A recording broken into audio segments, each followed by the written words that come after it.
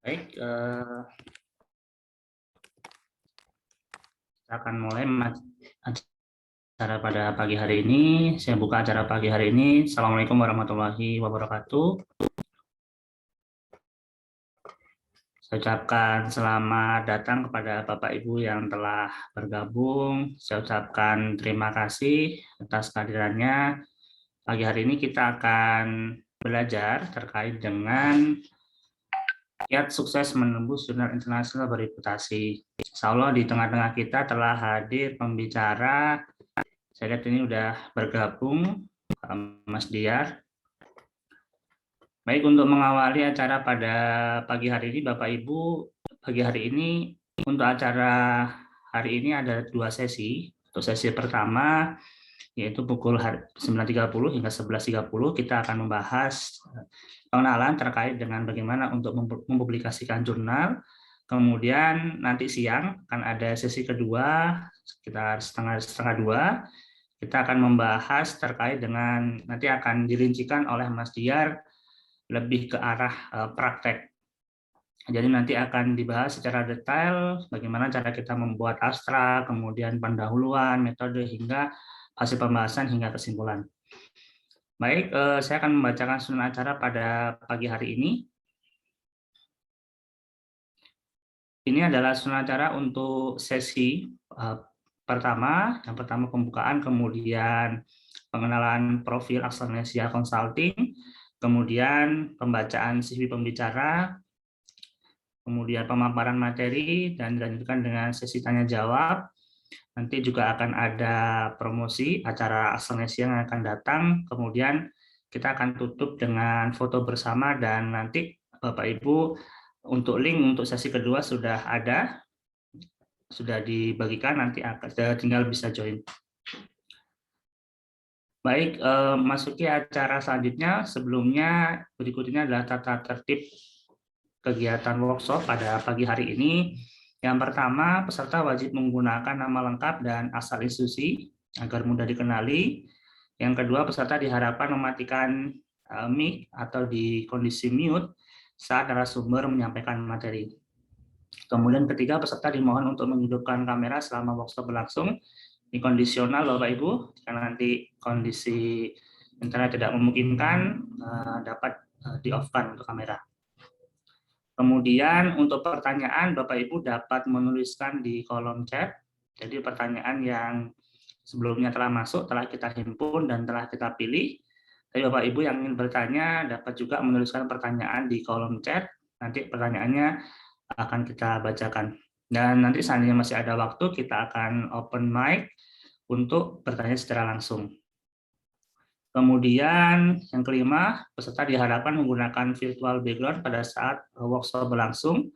Dan yang keenam, mohon seluruh peserta untuk mengisi link presensi. Jadi nanti akan ada link presensi hingga akan dibuka hingga pukul 6.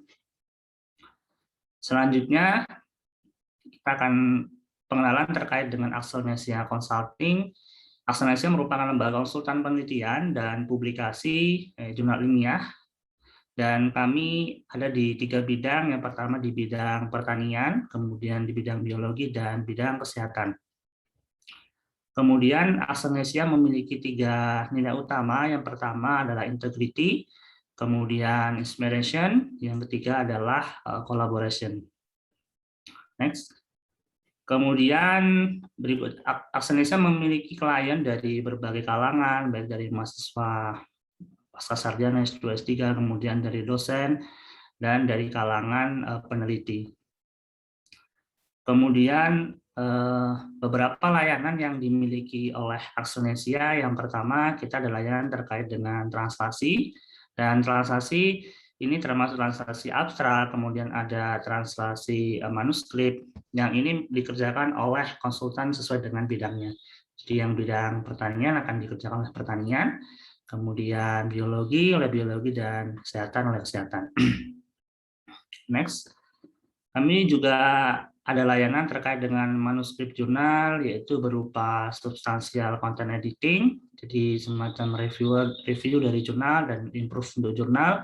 Kemudian ada layanan proofread, layouting, persiapan untuk conference maupun jurnal, dan kita juga ada layanan yang saat ini juga sudah mulai orang banyak menggunakan, yaitu asistensi publikasi. Baik publikasi di nasional untuk Sinta 2 maupun jurnal berreputasi internasional. Kemudian kami juga memberikan layanan terkait dengan desain presentasi. Jadi Bapak Ibu yang sudah memiliki bahan materi untuk presentasi, baik itu conference, seminar, maupun sidang promosi, dan ingin diimprove terkait dengan desainnya, maka dapat menyampaikan kepada kami. Kemudian kami juga ada layanan terkait dengan kelas online tematik, yang salah satunya adalah yang kita adakan. Kelas online tematik ini terbagi menjadi 2. Yang pertama ada yang kelas online untuk sifatnya umum, yang sering kita laksanakan, dan kita juga melayani in-house training. Jadi beberapa yang telah kita lakukan in-house training, salah satunya di Pusat Penelitian Biologi LIPI, kemudian ada di Litbangkes juga. Next. Ini ada beberapa kelas yang telah kita laksanakan. Dari mulai pertama, kita pernah mengadakan webinar, penulisan artikel ilmiah, kemudian pengenalan RStudio, kemudian desain presentasi, dan terakhir lalu kita mengadakan terkait dengan penggunaan Mendeley untuk citasi. Next. Kemudian terkait dengan in-house training, kita telah bekerja sama dengan berbagai institusi, dengan BPTP Jawa Barat terkait sejauh ini banyak training adalah terkait dengan penggunaan RStudio untuk analisis data dengan BPTP Jawa Barat, kemudian dengan Pasar Sarjana IPB, UGM, kemudian dengan Pusat Penelitian Biologi LIPI, dan kemarin yang terbaru ada dengan BPPT juga, BPPT Serpong, kemudian ada juga dengan Balit B2, P2 TOT, jadi Balit Tanaman Obat dan Obat Tradisional. Next.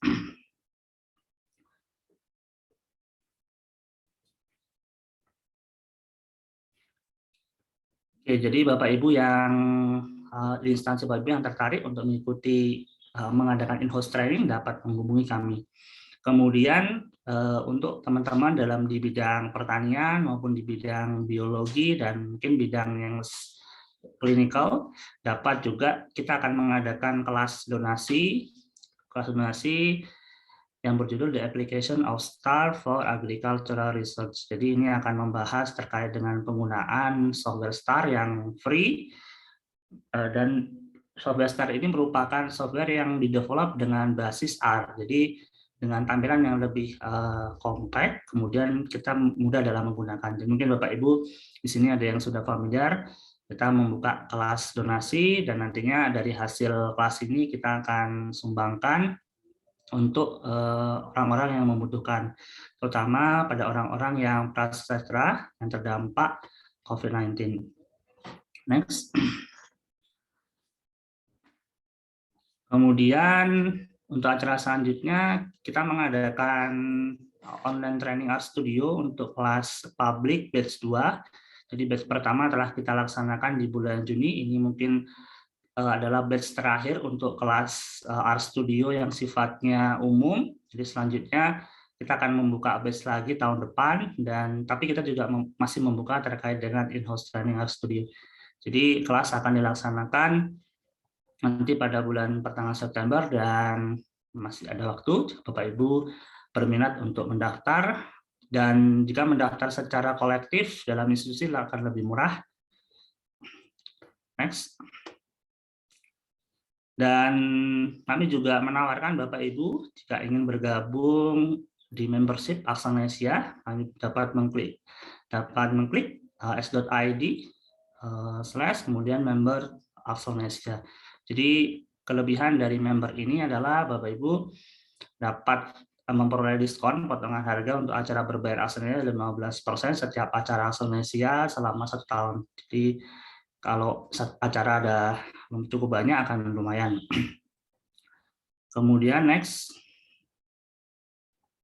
Baik, Bapak Ibu dapat menghubungi kami di kontak kami, baik itu melalui WhatsApp, kemudian Instagram maupun Facebook. Oke, baik. Sebelum saya membacakan CV, saya akan menyapa Mas Diar dulu. Assalamualaikum Mas Diar. Waalaikumsalam warahmatullahi wabarakatuh. Gimana kabarnya Mas Diar pagi hari ini? Alhamdulillah sehat. Waduh, ini jadi Alhamdulillah. ada orang Baik. jual peyem nih backgroundnya. Kedengeran nggak? Ya bebas kayak pas syarat nah. Baik. Kotas kayak. Baik, Mas Diar sudah siap untuk menyampaikan materi pada pagi hari ini? Siap, insya Allah, Mas. Baik. Baik, terima kasih. Sebelum Mas Diar menyampaikan, saya akan membacakan CV beliau, Bapak Ibu. Nama Dr. Ahmad Budiarto, SPMSI. Kemudian pendidikan beliau S1, pendidikan intinya S1 di jurusan agroteknologi, Jember University. Kemudian juga pernah punya pendidikan S1 di Department of Horticulture, Kasesat University of di Thailand. Kemudian beliau S2 dan S3 ditempuh di Departemen Agronomi dan Hortikultura IPB University tahun 2015 hingga 2019. Kemudian saat ini beliau telah menerbitkan, terakhir saya update itu kurang lebih 10 artikel internasional ya Mas. Nanti kalau misalkan kurang bisa dikoreksi, saya cek di di ORCID ada 10 artikel internasional, baik itu di jurnal Apa sih kan kalau kabel? 3 dan Q2. Kemudian saat ini beliau sebagai dosen di Fakultas Pertanian Universitas Pajajaran. Kemudian beberapa penghargaan, banyak penghargaan yang telah beliau capai. Pertama, beliau ini merupakan the best bachelor graduates of Faculty of Agriculture. Faculty of Agriculture, jadi lulusan terbaik Fakultas Pertanian Jember University, kemudian mengikuti juga summer course scholarship, kemudian beliau merupakan lulusan terbaik program master atau magister dan doktoral IPB. Untuk magister pada tahun 2018 dan doktoral pada tahun 2019. Beliau juga merupakan penerima atau beasiswa PMDSU, program Magister Doktor untuk Sarjana Unggul, PES 2, Kemenristek Dikti. Jadi beliau dan saya ini kita sama-sama sahabat dulu, sama-sama menempuh pendidikan di Fakultas Pertanian, tapi kita beda satu departemen, tapi kita beda program studi. Jadi insya Allah, dan beliau juga diundang sebagai bintang tamu di berbagai televisi, banyak mungkin teman-teman bisa cek di YouTube, bisa pada wajah bisa melihat beliau banyak diundang sebagai bintang tamu. Dan bisa cek juga Instagram beliau, di sana banyak hal-hal inspirasi yang bisa kita peroleh. Baik, itu CV Mas Diar. Silakan Mas Diar untuk kami persilakan dengan materi.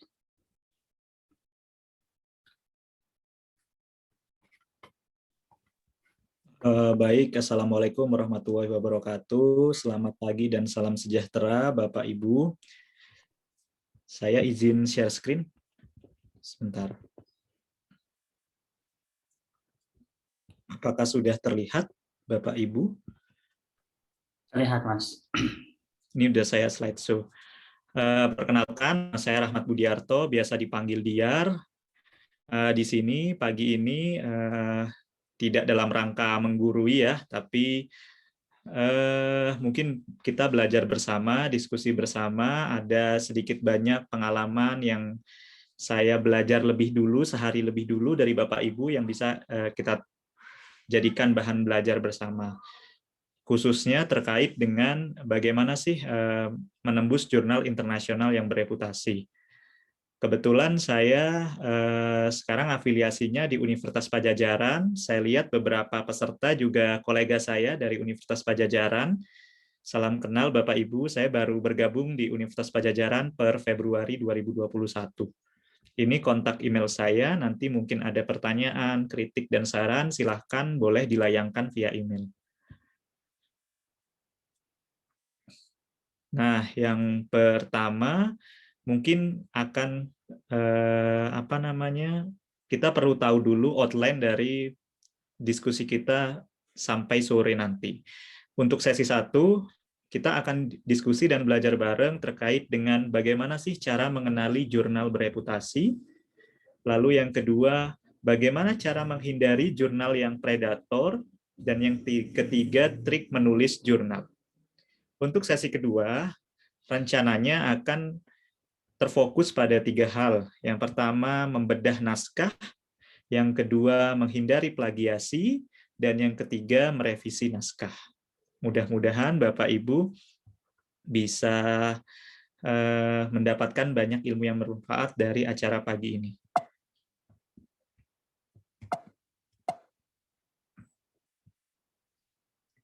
Yang pertama, ada pepatah yang bilang bahwa kalau kita tidak kenal ya, maka kita tidak sayang terhadap segala sesuatu. Jadi ada baiknya kita itu berkenalan dulu sebenarnya reputasi jurnal atau jurnal bereputasi itu apa sih gitu. Nah, sebenarnya ada banyak sekali pedoman yang dapat digunakan untuk menilai suatu jurnal itu bereputasi atau tidak bereputasi. Tapi karena kita ada di Indonesia dan mayoritas pesertanya memang orang Indonesia, maka saya menggunakan pedoman publikasi ilmiah yang dikeluarkan oleh Kementerian Riset, Teknologi, dan Pendidikan Tinggi pada tahun 2019. Nah, Bapak Ibu, jadi sebenarnya kalau di Indonesia ya, kita mengenal jurnal itu terbagi menjadi 2 segmen. Yang pertama ada yang dinamakan jurnal internasional, dan yang kedua ada yang dinamakan jurnal nasional. Ada banyak sekali aturannya, tapi saya highlight kuning hal yang paling berbeda di antara 2 jurnal ini. Jadi yang pertama, kalau jurnal nasional itu biasanya bahasanya bahasa Indonesia dan diperbolehkan menggunakan bahasa Inggris. Akan tetapi, apabila jurnal internasional, biasanya bahasanya menggunakan bahasa resmi PBB, yang mayoritas ya mungkin kita tahu bahasa Inggris, tapi ada bahasa-bahasa lain yang diakui sebagai bahasa resmi PBB. Kemudian perbedaannya juga dari Dewan Editor dan artikel. Jadi kalau jurnal internasional, Dewan Editornya itu minimal harus dari 4 negara yang berbeda. Sedangkan jurnal nasional, biasanya itu editornya minimal dari 2 instansi yang berbeda. Jadi tidak perlu harus dari negara yang berbeda. Cukup instansi yang berbeda. Jadi misalkan jurnal nasional yang dikelola oleh Kementan bisa mengundang, menginvite editor dari universitas atau dari LIPI. Nah, itu sudah cukup karena instansi sudah berbeda.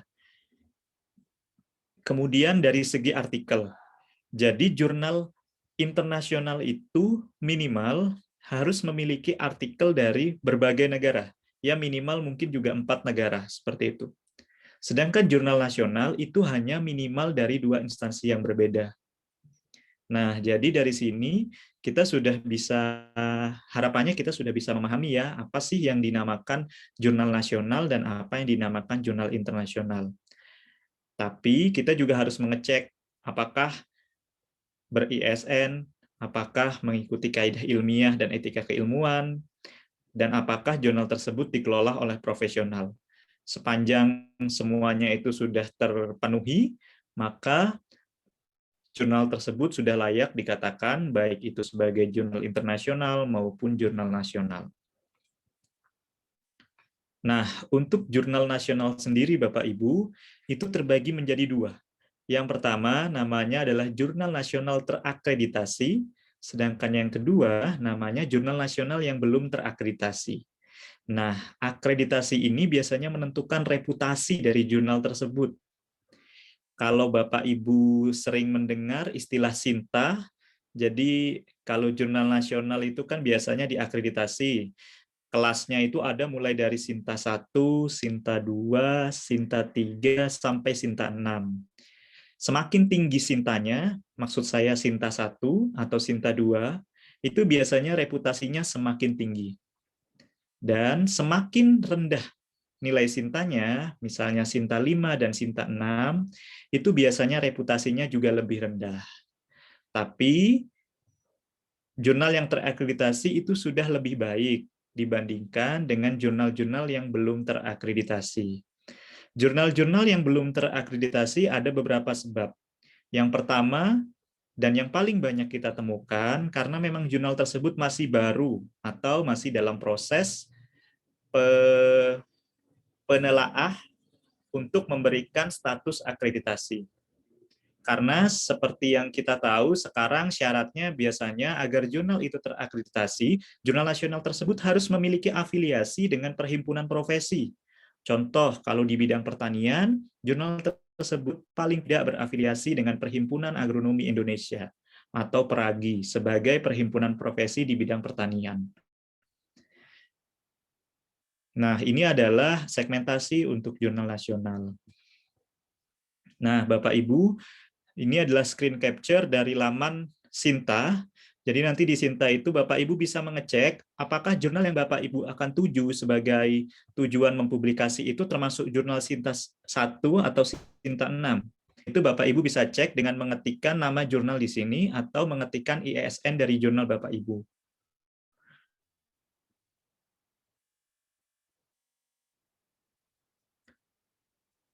Nah, kemudian terkait dengan jurnal internasional. Jadi Bapak Ibu, kalau jurnal internasional itu segmentasinya ada dua. Yang pertama adalah jurnal internasional bereputasi. Yang kedua adalah jurnal internasional predatory. Jadi kalau jurnal internasional bereputasi itu seperti apa dan predatory seperti apa, nanti akan dijelaskan di slide-slide selanjutnya. Intinya, jurnal bereputasi itu dibagi lagi menjadi 3 kalau di Indonesia. Bereputasi tinggi, bereputasi sedang, dan bereputasi rendah. Bereputasi tinggi, biasanya jurnal-jurnalnya harus melingkupi berbagai bidang ilmu. Juga memiliki ciri pangkalan datanya yang besar. Jurnal ini juga biasanya memiliki analisis sitasi dan pemeringkatan, serta menjadi acuan pemeringkatan perguruan tinggi di tingkat dunia. Dan karena ini reputasinya tinggi, jadi jurnal ini picky atau pilih-pilih atau selektif. Contoh ya, adalah Thomson Reuters, Web of Science, dan Scopus. Itu yang bereputasi tinggi. Lalu bagaimana dengan yang bereputasi sedang? Nah, biasanya yang bereputasi sedang itu bidang ilmunya tertentu. Pangkalan datanya cukup besar, namun belum ada analisis sitasi dan peringkat. Juga relatif lebih selektif. Contohnya DOAJ, PubMed, EBSCO, Gale, ASEAN Citation Index, dan ProQuest. Nah, ada lagi yang lebih rendah, yaitu bereputasi rendah.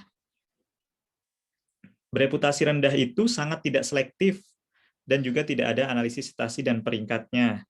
Contohnya Google Scholar, Indonesian Publication Index, ISJD, Moraref, Mendeley, SeatUlike, and WorldCat.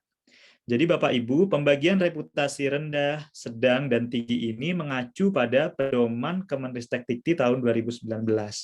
Jadi biasanya kalau Bapak Ibu di dunia perdosenan atau di dunia peneliti, untuk mengklaim namanya remunerasi, biasanya kan ada banyak sekali segmentasi publikasi ilmiahnya ya. Nanti bisa disesuaikan, oh jurnal internasional yang saya buat ternyata hanya terindeks di Google Scholar. Nah, berarti masih masuk dalam kategori jurnal yang bereputasi rendah. Seperti itu.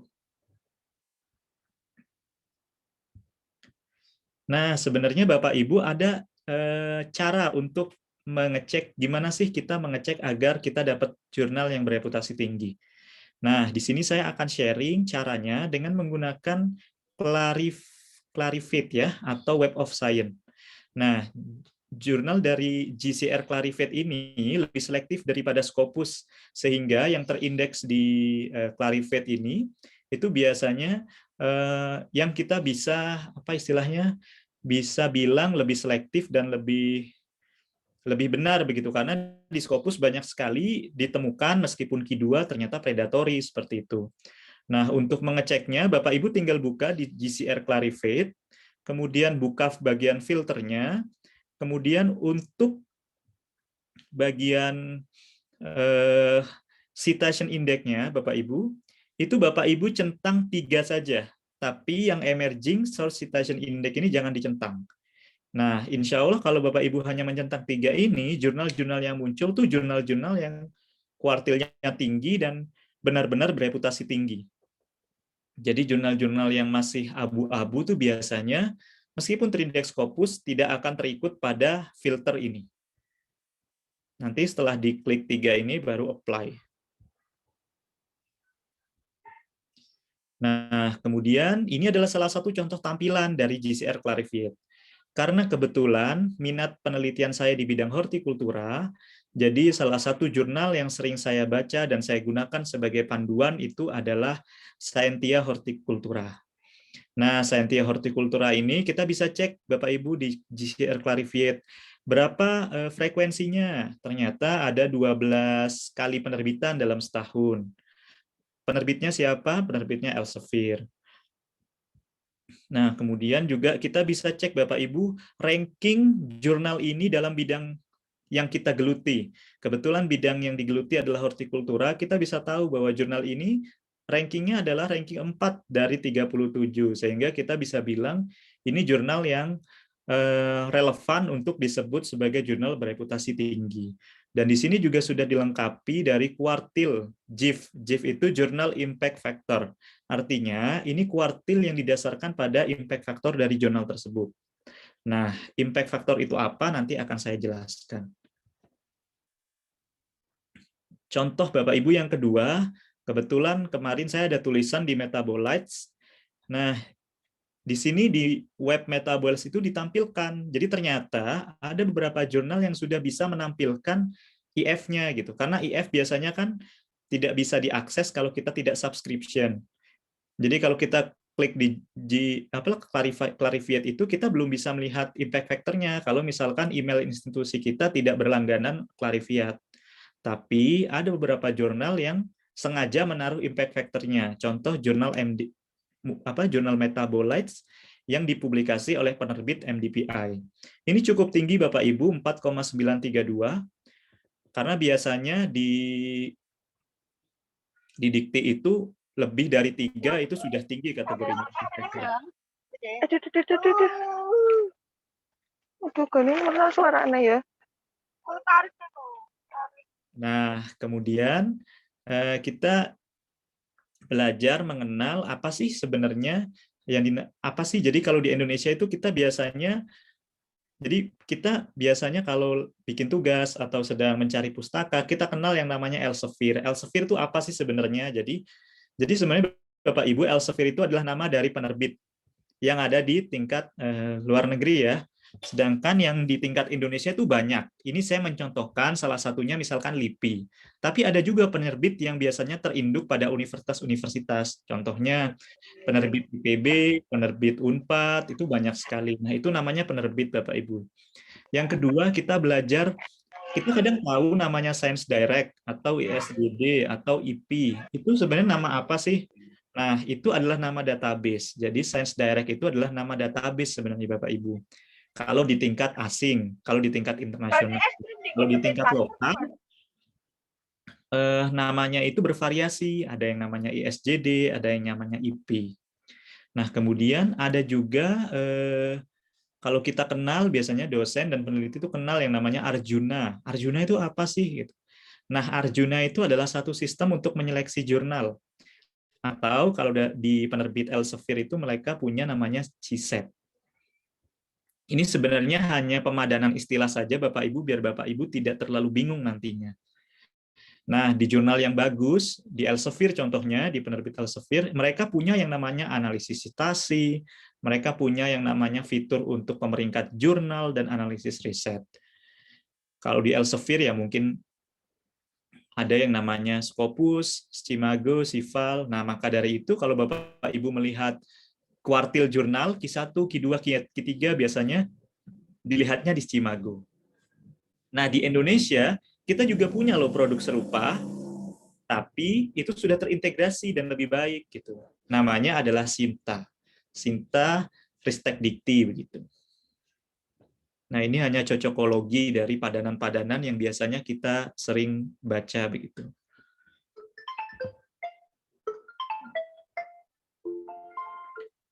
Nah, selanjutnya faktor dampak atau IF atau mutu jurnal. Sebentar, Bapak Ibu.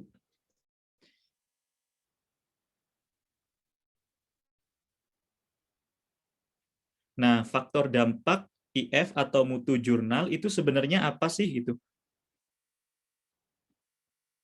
Sebentar ya Bapak Ibu. Nah, faktor dampak atau IF atau impact factor itu biasanya mencirikan mutu dari suatu jurnal.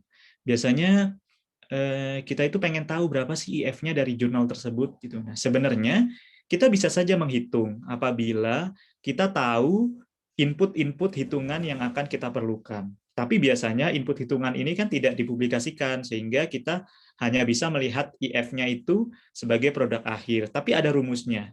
Jadi contohnya sitasi pada tahun, jadi rumusnya itu adalah sitasi pada tahun 2021 terhadap naskah yang dipublikasikan pada tahun 2020 ditambah tahun 2019 itu dibagi dengan jumlah naskah yang tersitasi pada tahun 2020 dan 2019. Nah, data-data ini kan yang punya penerbit jurnal ya, jadi kita tidak bisa akses. Nah, jadi dari IF ini baru keluar tuh berapa IF-nya. Nah, IF ini biasanya mengukur dari istilahnya dampak ya dari publikasi tersebut. Apakah berdampak luas dan berguna, dalam hal ini berarti banyak disitasi, atau justru kurang berdampak luas. Nah, itu perlu bagaimana caranya agar jurnal tersebut lebih berdampak.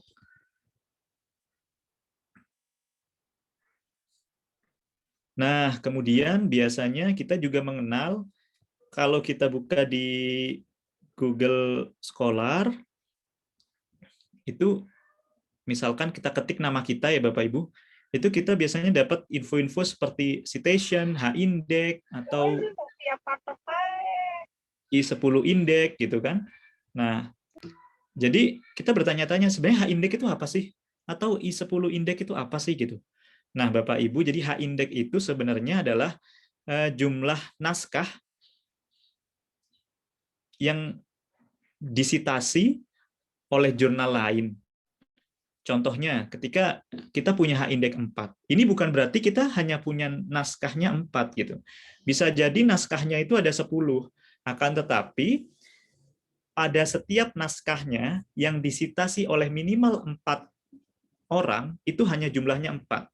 Jadi contohnya, Ibu punya naskah pertama yang mensitasi 8, Ibu punya naskah kedua yang mensitasi 4, Ibu punya naskah ketiga yang mensitasi 5, Ibu punya naskah keempat yang mensitasi 6. Nah, itu kan sudah tercukupi ya untuk kita menyimpulkan bahwa yang mensitasi itu 4 orang minimal. Maka disebut H-indeksnya 4. Jadi untuk meraih H-index itu tidak serta-merta kita banyak menulis, tapi kita juga harus rajin-rajin mensitasi dari riwayat tulisan kita seperti itu Bapak Ibu. Kalau I10 index lebih ke arah berapa banyak sih artikel yang sudah disitasi oleh minimal 10 artikel. Nah, contohnya ini I10 indeksnya 1. Berarti mau harus belok kalau kayak gitu. Artinya ya hanya satu saja artikel yang baru disitasi oleh lebih dari 10 artikel.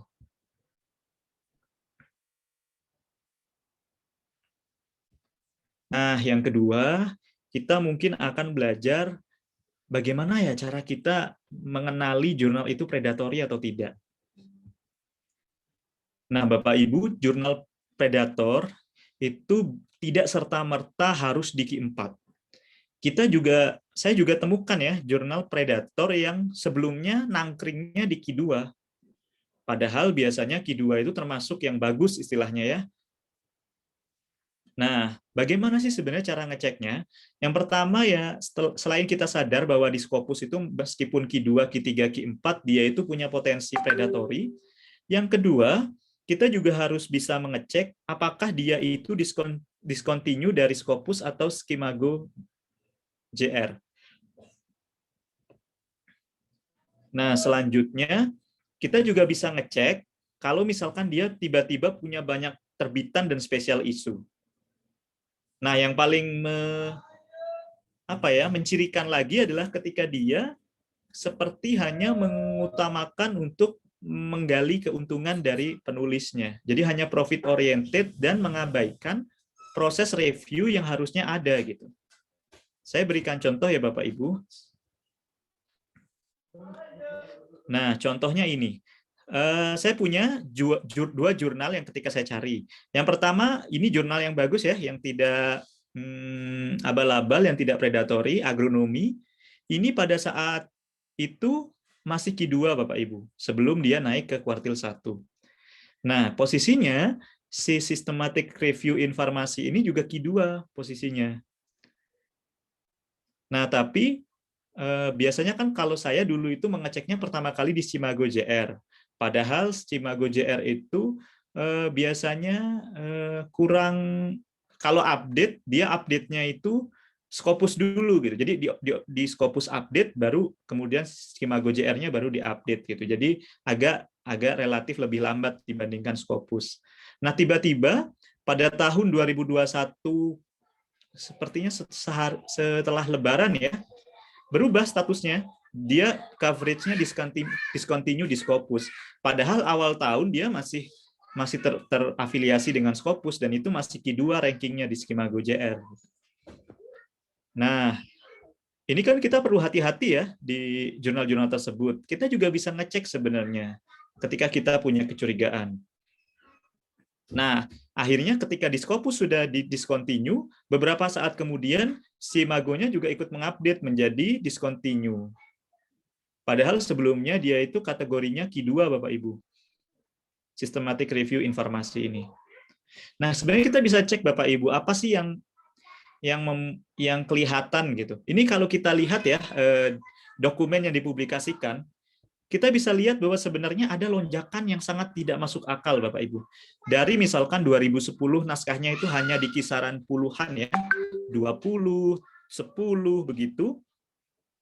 Tapi pada tahun 2020 ada lonjakan yang sangat tidak lazim sampai mencapai 1.700 Bapak Ibu. Nah, itu kan sangat tidak lazim ya, dan kita harusnya hati-hati gitu. Karena biasanya yang seperti ini ya sudah gitu. Pasti akan akan terjebak ke predatory. Dan yang rugi biasanya kita Bapak Ibu, karena begini. Jurnal itu baru diputus discontinue itu 2021 pertengahan. Sedangkan kita misalkan 2021 awal tahun karena tergiur dengan cepat dan segala macam kita kirim ke sini. Nah, padahal pada tahun 2021 kita kirim, nah kita berarti ikutnya edisi 2021 gitu. Padahal ya jurnalnya sudah tidak terindeks gitu. Terakhir 2020 terindeknya. Jadi ya sangat disayangkan gitu kalau kita terjebak pada modus-modus seperti ini Bapak Ibu. Oke, selanjutnya mungkin terkait dengan bagaimana sih baiknya atau bagaimana sih cara efektifnya dalam menulis jurnal internasional.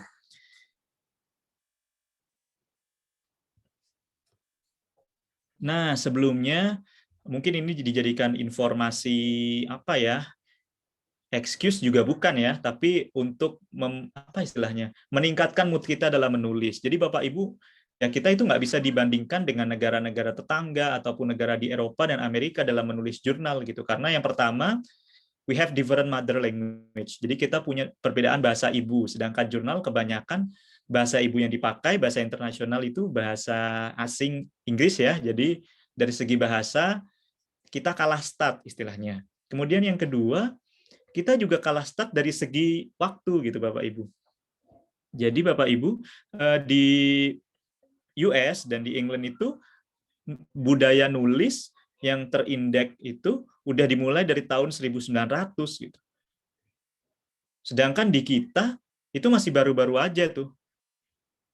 Apalagi kalau kita lihat ya di sini posisi Indonesia itu masih nomor 2 paling bawah gitu. Jadi kita masih ada di bawah Singapura, di bawah Malaysia, di bawah Thailand dan Vietnam. Jadi salah satu kompetitor Asia Tenggara yang cukup kencang larinya dalam bidang pertanian dan ternyata terbukti juga dalam bidang publikasi ilmiah itu Vietnam Bapak Ibu. Jadi Ya, kita harus benar-benar berpacu nih istilahnya untuk meningkatkan jumlah tulisan kita. Karena jumlah tulisan yang terindeks di indeks jurnal bereputasi tinggi itu juga merupakan salah satu acuan ya dalam pemeringkatan kualitas pendidikan, dalam pemeringkatan kualitas sumber daya manusia gitu. Itu juga salah satu yang dipakai Bapak Ibu. Oke, kita balik lagi ke yang namanya jenis-jenis publikasi ilmiah. Sebenarnya sih sekarang udah banyak berkembang ya Bapak Ibu. Mulai yang paling tradisional artikel penelitian. Jadi ya Bapak Ibu penelitian, kemudian dipublikasikan. Ada juga meta-analisis, ada juga review, ada juga research note, dan ada juga short communication. Nah, bedanya apa? Baik, yang pertama saya contohkan untuk riset artikel. Artikel riset ini ya artikel yang dasarnya murni penelitian, Bapak Ibu. Penelitian di kebun, penelitian di laboratorium, yang kemudian ditulis secara lengkap, utuh. Nah, kalau misalkan riset artikel itu ditulisnya belum utuh, belum lengkap, itu nanti yang namanya menjadi short communication. Begitu. Yang kedua, review. Nah, naskah review ini Bapak Ibu biasanya kita hanya membuat seperti tinjauan pustaka. Kita hanya membuat istilahnya sejauh mana pustaka-pustaka itu sudah berkembang satu dengan yang lain di bidang ilmu pengetahuan yang kita geluti. Contohnya, saya ingin membuat review sebenarnya sejauh mana sih teknologi pemangkasan akar itu berguna untuk mengatur pertumbuhan jeruk. Saya kumpulkan semua publikasi di bidang ini, baru saya rangkai satu persatu menjadi ulasan review. Naskah review ini ada yang bersifat undangan atau ada yang bersifat sukarela. Jadi kalau Bapak Ibu biasanya mendapatkan undangan untuk membuat review A, wah itu berarti sudah menjadi ciri bahwa Bapak Ibu diperhitungkan dalam bidang tersebut. Selanjutnya research note. Jadi research note itu intinya hanya kita publikasi data Bapak Ibu. Sekarang kan sudah berkembang ya data science atau ilmu-ilmu yang menggunakan atau menghasilkan data dalam volume yang besar. Nah, kita bisa hanya mempublikasikan datanya saja gitu. Contohnya ini data in brief gitu. Ini cukup populer ya data in brief Bapak Ibu. Jadi contoh ini hanya mempublikasikan dataset dari perubahan kualitas pasca panen ciplukan sebagai efek dari penghambatan etilen gitu. Jadi hanya publikasi data saja, tidak perlu menulis panjang lebar seperti itu. Dan itu bisa gitu, asalkan ya beretika ilmiah seperti itu Bapak Ibu. Nah, selanjutnya contohnya short communication. Nah, ini yang saya bilang bahwa kalau penelitiannya itu masih separuh jalan dan masih memungkinkan ada penelitian lanjutan, kita bisa publikasikan dulu versi singkatnya, atau kalau di film tuh ada teasernya, namanya short communication. Ini kebetulan penelitian permodelan di jeruk purut. Lalu kita perlu tahu juga ya, sebenarnya nasib jurnal kita setelah jadi sampai terbit itu gimana ya? Yang pertama ya kita harus kirim, Bapak Ibu. Nanti dari submission itu kita masuk ke namanya penilaian editor atau editor assessment. Nah, dari editor assessment itu, kalau lolos editor ya, editornya bilang oke nih, bagus gitu. Biasanya editor tuh hanya menilai bahasa, menilai kesesuaian format, dan kesesuaian ruang lingkup tema. Jadi contohnya jangan kita buat naskah pertanian, kita kirim ke jurnal keperawatan. Nah, itu kan sudah salah kamar istilahnya. Baru kalau sudah lolos editor, dikasihkan ke mitra bestari atau reviewer. Reviewer ini biasanya orang yang punya keahlian yang sama dengan kita. Jadi kalau saya menulis tentang jeruk, reviewernya adalah orang-orang yang punya keahlian di bidang jeruk atau paling tidak di bidang ilmu buah-buahan. Kalau reviewernya sudah memberikan koreksi, dikembalikan lagi ke editor, editornya mengembalikan lagi ke penulis untuk dikoreksi. Kalau sudah demikian, masuk ke namanya galley proof. Galley proof itu adalah satu naskah yang sudah ditemplatekan oleh editor sebelum dipublikasi. Jadi biasanya setiap jurnal kan punya style tersendiri Bapak Ibu dalam template-nya. Nah, kalau jurnal itu sudah di ACC dan sudah ya ini sudah layak diterima, biasanya editor tuh akan memberikan yang namanya galley proof. Nah, kita sebagai penulis jurnal biasanya diwajibkan untuk cross check sekali lagi. Apakah ada typo, apakah ada salah ketik atau nama pengarang yang tertinggal gitu, gambar yang terlalu kecil. Nah, itu hanya bisa kita lakukan di GaliProof. Baru setelah GaliProof kita submit, kita diberikan tagihan, lalu kita diberikan surat keterangan diterima dan kapan akan publish. Nah, yang aneh apabila belum apa-apa, belum direvisi, tiba-tiba keluar tagihan. Nah, itu kita harus waspada Bapak Ibu.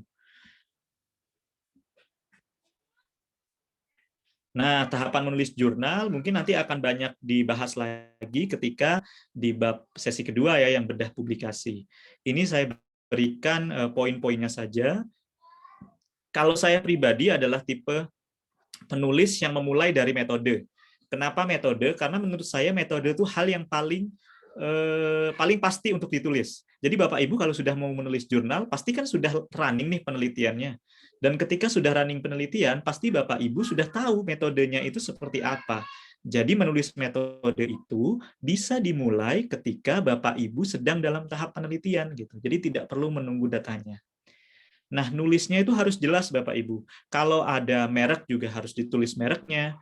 Biasanya di instrumen-instrumen seperti GCMS itu ditulis spesifikasinya begitu. Atau kalau kita penelitiannya itu berbeda lokasi, kita berikan koordinat dari lokasinya. Jadi tidak hanya dituliskan penelitian ini dilakukan di Ciseke, di Jatinangor gitu.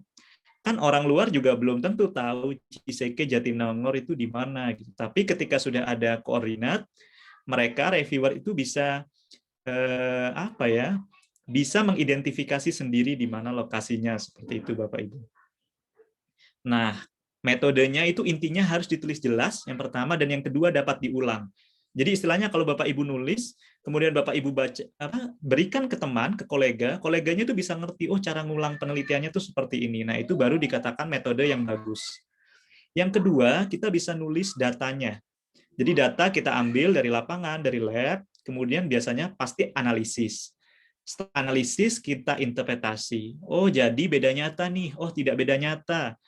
Kalau beda nyata, tidak beda nyata, ditambah lagi sama analisisnya korelasi. Oh, berhubungan, tidak berhubungan. Nah, itu di tahap kedua. Baru setelah itu, kita kata-katain Ibu datanya. Jadi, oh ini beda nyata, oh ini tidak beda nyata. Kalau tidak beda nyata, kenapa? Penelitian sebelumnya bagaimana? Apakah senada dengan penelitian sebelumnya? Misalkan, pemupukan itu meningkatkan jumlah buah jeruk. Apakah iya penelitian sebelumnya bilang seperti itu? Atau jangan-jangan memang tidak, gitu. Penelitian sebelumnya bilang bahwa pemupukan itu tidak signifikan. Nah, itu kita bahas di situ. Dijelaskan mengapa terjadi demikian, kalau yang pro dengan hasil kita itu siapa, yang kontra dengan hasil kita itu siapa. Kemudian di akhir biasanya kita juga memberikan sedikit, bukan kita menonjolkan kelemahan tulisan kita ya, tapi kita juga harus ngasih tahu bahwa tulisan ini itu ya masih perlu perbaikan di sisi ini gitu, karena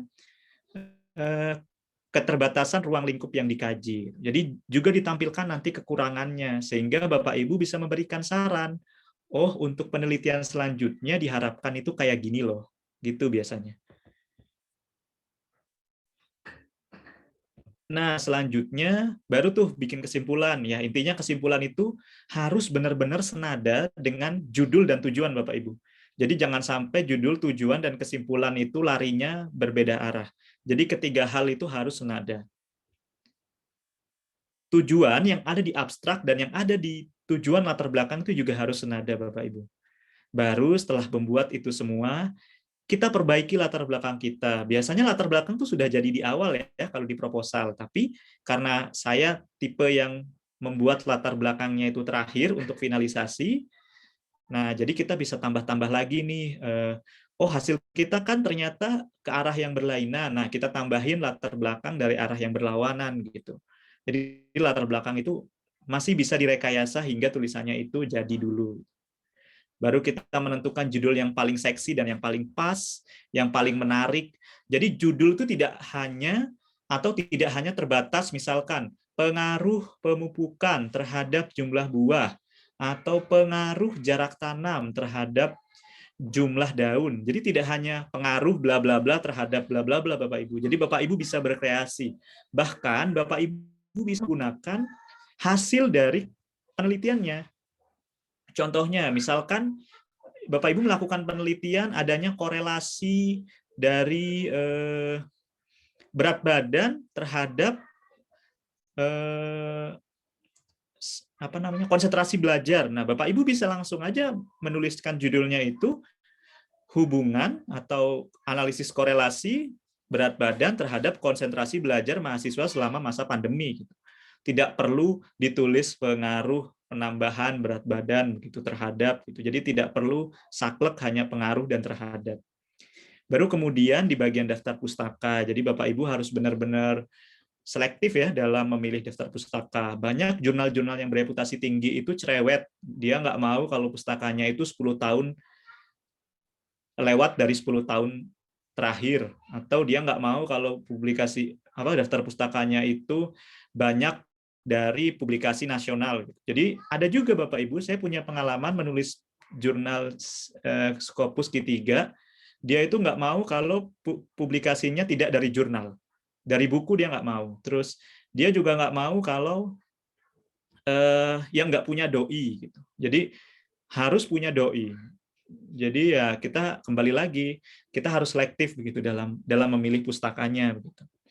Karena Bapak Ibu, kalau kita tidak taat dalam menulis pustaka, itu kita akan tereliminasi di ronde pertama oleh editor. Jadi sebelum diawasi oleh mitra bestari, ya kita akan tereliminasi dulu gitu kalau kita tidak taat dalam format daftar pustaka. Nah, selanjutnya mungkin kita akan belajar gimana ya cara memilih jurnal yang baik. Yang pertama, kita harus tentukan dulu Bapak Ibu kebutuhan kita ya. Kalau yang masih sekolah mungkin ada namanya faktor waktu studi. Kalau yang sudah kerja ada juga yang namanya faktor remunerasi.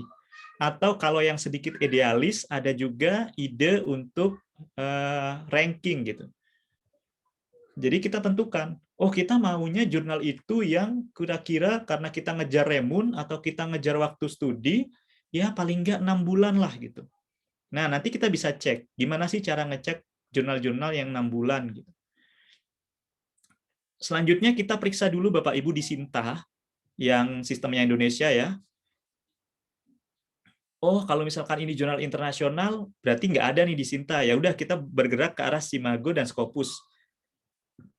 Kalau kita mau yang idealis, yang bereputasi tinggi, kita coba cross check di Web of Science.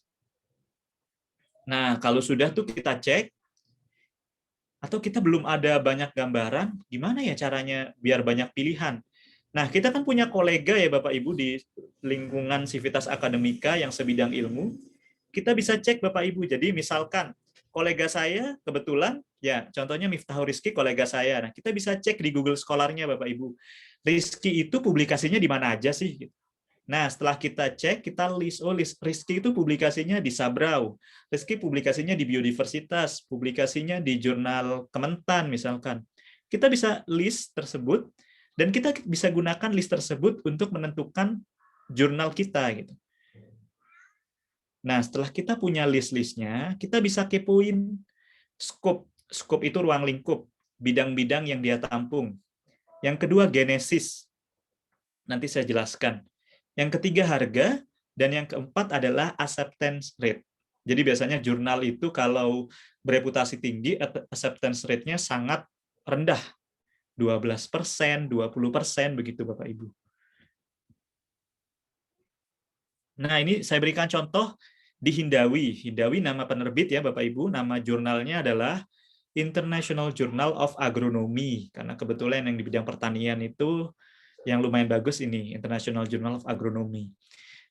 Nah, di bagian ini ya, ini saya perbesar aja, itu ada namanya jurnal metrik. Di sana dikasih tahu gitu, berapa acceptance rate-nya. Ini jurnal Q2, Bapak Ibu, acceptance rate-nya 23%. Artinya dari 100 naskah yang masuk, itu hanya 23% yang dipublikasi, sisanya itu di-reject. Terus kita perlu tahu genesis. Oh, genesis itu apa sih? Genesis itu adalah artikel processing period, Bapak Ibu. Nah ini, genesis itu artikel processing period.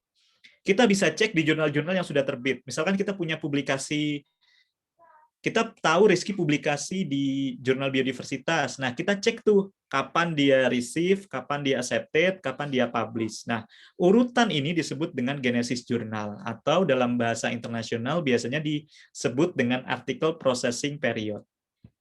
Nah, kita kembali lagi, ada orang yang menampilkan genesisnya seperti ini. Jadi, submission to final decision 61 hari, 2 bulan, Bapak Ibu. Acceptance to publication 41 hari atau 1,5 bulan. Ya, kira-kira 3,5 bulan lah kalau jurnal ini. Masih masuk dalam kategori wajar gitu. Kemudian berapa ya biaya publikasinya? Nah, ini biasanya disingkat APC, Bapak Ibu. APC itu Article Processing Charge atau nama lainnya Publication Fee. Nah, itu biasanya bervariasi juga, ada yang gratis, ada yang sampai berpuluh-puluh juta. Contohnya ini APC-nya $900, itu belasan juta Bapak Ibu ya, mungkin 13 juta lah kalau sekarang. Nah, itu menjadi salah satu pertimbangan kan dalam kita mengirim jurnal begitu Bapak Ibu. Nah, ini merupakan salah satu contoh saja yang kebetulan ada di bidang saya sempat buat gitu. Ada beberapa pilihan jurnal yang Bapak Ibu bisa gunakan ya. Saya sudah mensarikan gitu. Contohnya Walailak Journal of Science. Itu di Walailak Thailand, dia itu frekuensinya cukup tinggi Bapak Ibu, sebulan dia itu menerbitkan 2 kali. Dan yang bagusnya lagi dia itu gratis. Dan kuartilnya juga lumayan, Q3. Karena saya juga bergerak penelitiannya di bidang minyak atsiri, jadi ya ini salah satu yang saya tuju juga. JEOR, Journal of Essential Oil Research, di Taylor and Francis, ada Journal of Herbs, Spice and Medicinal Plants, Sains Malaysiana, Hayati, Biodiversitas. Kalau Bapak Ibu punya dalam tanda kutip sponsor dana yang unlimited dan bisa mengcover, saya sarankan Bapak Ibu untuk mencoba MDPI. Karena MDPI ini penanganannya relatif cepat dan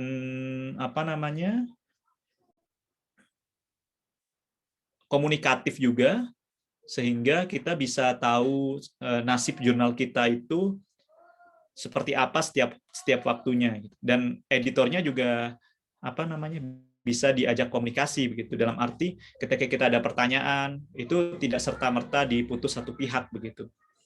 Tapi itu tadi harganya juga lumayan tinggi Bapak Ibu. Kemarin itu saya di Metabolites itu 28 juta. Nah, standarnya memang seperti ini, 28, 25, begitu Bapak Ibu. Oke, mungkin ini sudah masuk sesi kedua ya. Mungkin sesi pertama saya cukupkan sampai di sini. Saya kembalikan lagi ke Rizky sebagai moderator. Mangga. Baik, terima kasih Mas Jar penyampaian materinya. Jadi, insya Allah materi yang disampaikan sangat jelas terkait bagaimana kita memilih jurnal, terus kemudian tadi sempat saya coba search Mas Diar terkait dengan panduan tahun 2019. Jadi kalau mungkin saya share Mas Diar, kalau oke nanti akan saya share juga ke peserta. Jadi Bapak Ibu barangkali yang belum punya panduan bisa bisa coba baca-baca di sana. Kemudian nanti Mas Fahmi minta tolong ditampilkan terkait dengan pertanyaan. Mas Diar, stop partisipan dulu ya. Oke, mungkin nanti setelah di sesi sela-sela menjawab pertanyaan bisa di search Mas Diar, maksudnya bisa dipraktekkan terkait sebenarnya bagaimana cara kita untuk search jurnal atau melihat di Sinta, kemudian di Scopus itu sebenarnya seperti apa gitu. Tadi saya coba cek terkait dengan Arifin itu memang apakah harus institusi ya yang login ya. Mungkin nanti bisa sambil dipraktekkan juga. Baik, mungkin untuk sesi pertama nanti di tengah-tengah biar bisa demo. Kita akan masuk dulu ke sesi tanya jawab. Ini Bapak Ibu, ini adalah pertanyaan yang telah masuk. Kita menunggu.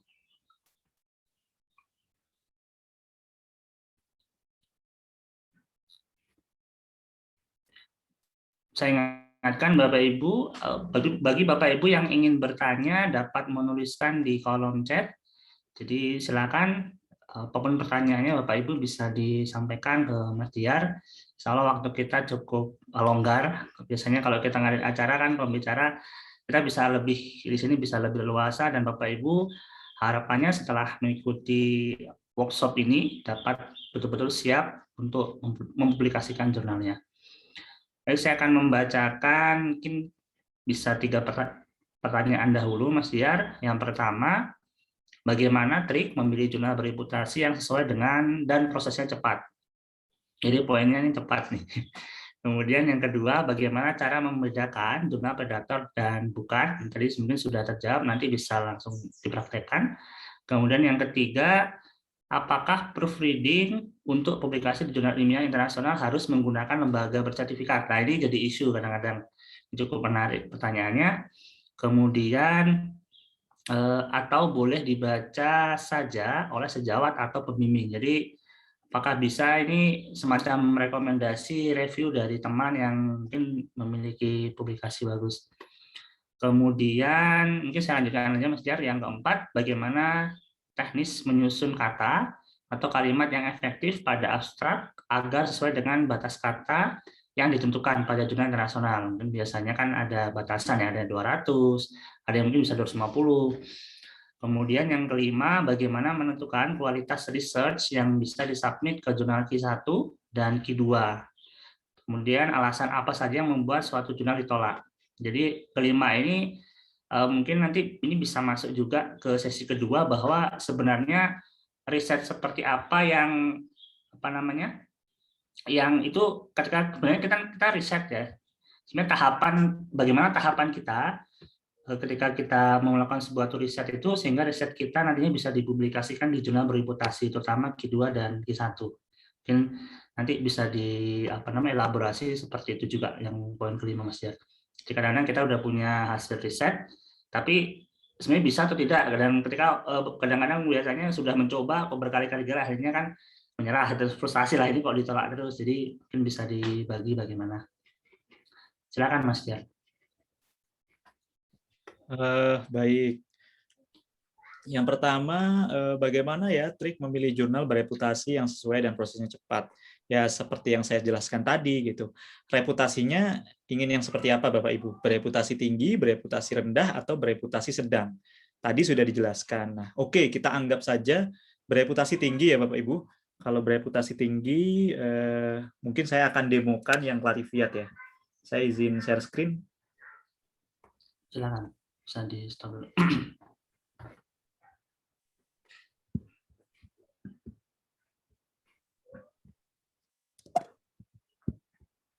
Nah, Bapak Ibu, kita bisa cek di ini.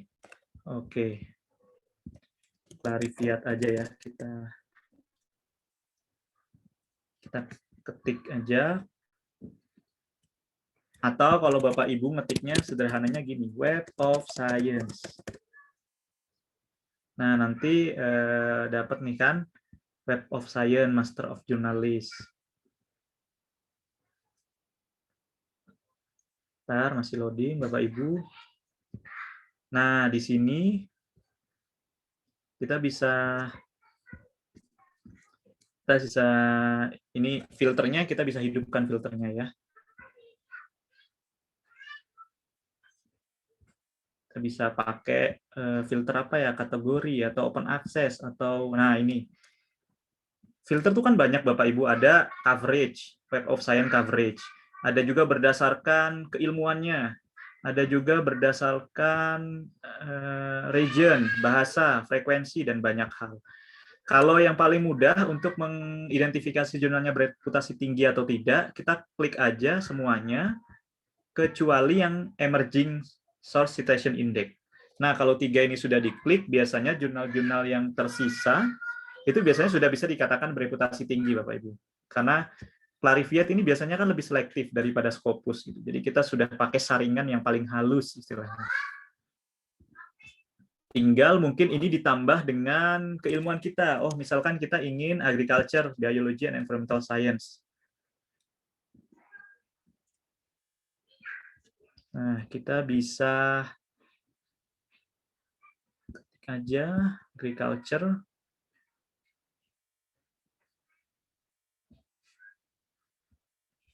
Ini contoh ya. Kita lihat aja profilnya. Ini yang MDPI, Agriculture by MDPI.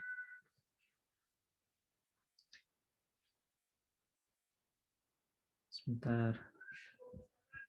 Nah, memang ada beberapa fitur yang tidak bisa kita gunakan secara gratis, Bapak Ibu. Jadi kita harus sign in, dan kalau lembaganya Bapak Ibu bekerja sama dengan Clariviat, biasanya kita bisa akses. Kebetulan Unpad salah satu yang berlangganan, sehingga kita bisa tahu tuh berapa IF dari jurnal yang kita tuju, gitu Bapak Ibu. Sebentar, saya coba buka dulu akun saya dulu.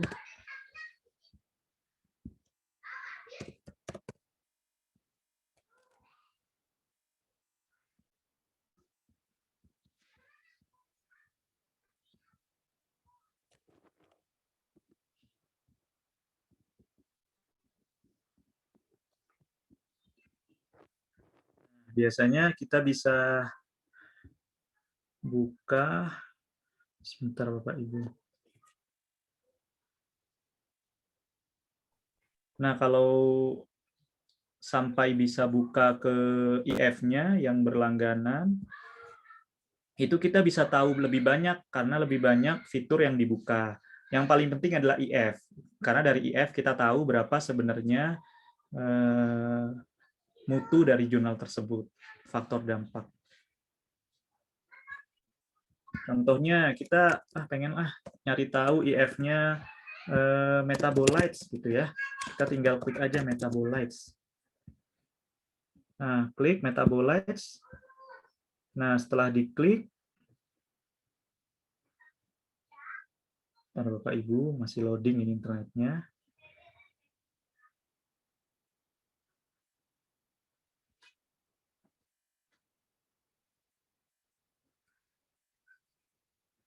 Oke. Wah, kenapa lama ya? Nah, jadi sebenarnya saya pengen nunjukin gitu fitur-fitur yang belum banyak bisa dipublikasikan gitu. Nanti kalau misalkan Bapak Ibu punya pertanyaan seputar IF jurnal dan Bapak Ibu punya keterbatasan untuk akses, mungkin kalau hanya IF-nya saya bisa bantu ini ya Bapak Ibu mengecekkan gitu. Saya bisa bantu melihat berapa IF dari jurnal tersebut gitu. Kalau misalkan Bapak Ibu memiliki keterbatasan akses. Waduh, ini agak lama gitu. Oke, kalau gitu selain dari Clariviat, kita juga bisa berdasarkan Simago ya. Ya, misalkan kita ketik aja lah jurnal yang kita pengen gitu. Contohnya misalkan biodiversitas. Nah, di biodiversitas itu kita search, udah dapet ini biodiversitas. Kemudian kita bisa cek langsung ke bawah, scroll aja. Oh ya, yang pertama kita lihat memang ini sih, coverage ya Bapak Ibu. Yang pertama kali Bapak Ibu harus cek itu coverage. Biasanya di halaman sini. Sebentar, ini masih loading. Nah, coverage-nya 2014-2020. It's okay gitu karena karena Simago JR ini masih menggunakan data yang 2020. Untuk data 2021 biasanya baru akan dipublish 2022 Bapak Ibu. Jadi memang agak lambat begitu. Nah, ini masih masuk Q3. Nah, kita bisa tahu oh ternyata kelasnya di Q3 gitu.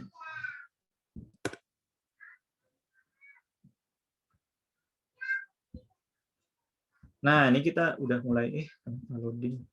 Nah, ini misalkan metabolites ya, 12 isu per tahun, jadi tiap bulan selalu ada publikasi, selalu ada edisi. Impact faktornya 4,9. Kita bisa cek perhitungannya di sini, gitu, diklik. Nah, ini data perhitungannya. Kemudian kita bisa cek juga berapa sih rankingnya gitu. Kalau di dunia biokimia, dia tuh ranking 94 dari hampir 300. Gitu. Maka dari itu dia masih masuk Q2 gitu, Bapak Ibu.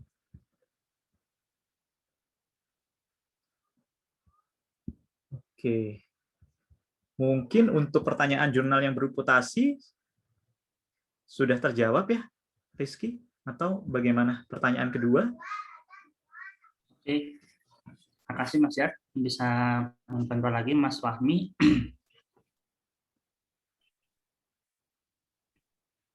Kalau untuk cek Sinta Mas Yat, misalkan cara untuk Oh, apa sebentar. indeksin Sinta itu? Sinta ya. Eh, Share screen ya. ini, oh ya silakan.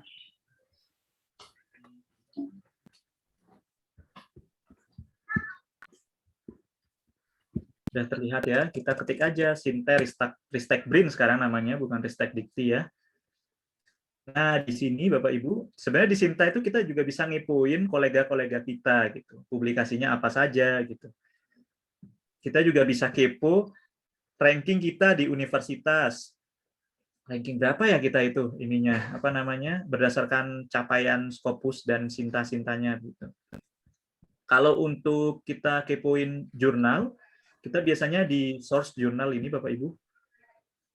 Nah, di sini itu ada S1 sampai S6. Bapak Ibu bisa klik, kalau jurnal S1 tinggal klik. Nah, ini adalah urutan yang Q1 saja. Kalau S3, ini adalah jurnal yang urutan S3 aja. Kalau Bapak Ibu masih pengen lebih menyaring lagi, misalkan Bapak Ibu S2 dan pengen yang berbidang tropical crop gitu ya. Bapak Ibu ketik aja tropical crop. Oh, ada nih satu Journal of Tropical Crop IPB gitu, S2. Nah, Bapak Ibu baru bisa klik. Nanti biasanya dari sini akan ada website. Kalau misalkan websitenya tidak tersinkron, Bapak Ibu bisa ketiknya langsung di Google gitu. Kita cari laman website dari si Journal Tropical Crop ini. Mungkin ini kalau Sinta ya Bapak Ibu. Mangga pertanyaan selanjutnya. Untuk pertanyaan kedua tadi, bagaimana cara membedakan antara jurnal predator dan non-predator, Mas? Mungkin tadi sudah terjawab ya. Iya, benar. Kalau jurnal predator, itu biasanya tiba-tiba dapat surat penerimaan gitu, tanpa direview.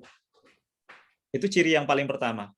Yang kedua, kalau kita ngecek di Scopusnya tadi, yaitu tiba-tiba biasanya tuh hanya terbit 40, 50, tiba-tiba 1.700 gitu volume terbitannya. Nah, itu juga kita patut waspada. Meskipun sebenarnya belum ada standar yang pasti ya, predator itu yang seperti apa. Maksudnya, jurnal A predator itu belum ada standar yang pasti begitu. Tapi standar yang ada sekarang itu masih bilangnya potentially predatory. Jadi masih berpotensi besar predator. Karena sebenarnya jurnal kan juga bagian dari bisnis ya. Ya, jadi masih masih ada celah gitu bagi orang-orang yang suka memanfaatkan gitu. Intinya dicek aja di Scopus dan apakah discontinue atau tidak begitu, Rizky. Oh, baik. Baik, mohon bantuan Mas Fahmi untuk sesi kembali. Terkait dengan pertanyaan ketiga nih, Mas. Oke. Apakah proofreading untuk publikasi di Inter menggunakan lembaga yang bersertifikat? Iya, karena bukti dari sertifikat itu yang mendukung. Bahkan Bapak Ibu, sertifikat yang bagus itu, saya sudah pernah punya pengalaman menggunakan lembaga proofreading yang hanya memberikan sertifikatnya saja, dan ada juga lembaga yang mengeluarkan sertifikat dan memberikan link. Link di sini link apa? Link di sini adalah link yang bisa diakses oleh editor jurnal kita untuk benar-benar membuktikan bahwa jurnal itu sudah direview oleh natif dari segi bahasanya. Jadi tidak hanya cuman sekedar diberikan sertifikat gitu, karena kan kalau dari sertifikat ya sebenarnya ya semua orang bisa membuat begitu kan. Tapi kalau dilengkapi dengan link bukti itu menjadi yang lebih apa? Istilahnya lebih paten lah, jadi lebih dipercaya begitu. Nah, sebenarnya kalau jurnal internasional yang membutuhkan proofreading itu kalau yang sudah statusnya tinggi, misalkan Q2, Q1. Biasanya kalau jurnal-jurnal Q3 dan Q4 selama tulisan kita bagus tuh bagaimana ya, paling tidak subjek verb-nya itu hidup gitu dan cocok gitu. Nah, itu setidaknya sudah cukup gitu tanpa perlu lembaga proofreading. Tapi nanti dijelaskan lagi, kadang memang di bagian review itu reviewernya minta, tolong dong ini dikasih sertifikat proofreading gitu. Nah, itu sebenarnya adalah bagian dari meningkatkan kualitas paper kita. Tapi juga menambah biaya produksi naskah ini, Bapak Ibu, karena setidaknya untuk proofreading itu saya pengalaman kalau hanya proofreading itu per 5.000 kata itu senilai dengan 1,5 juta biasanya.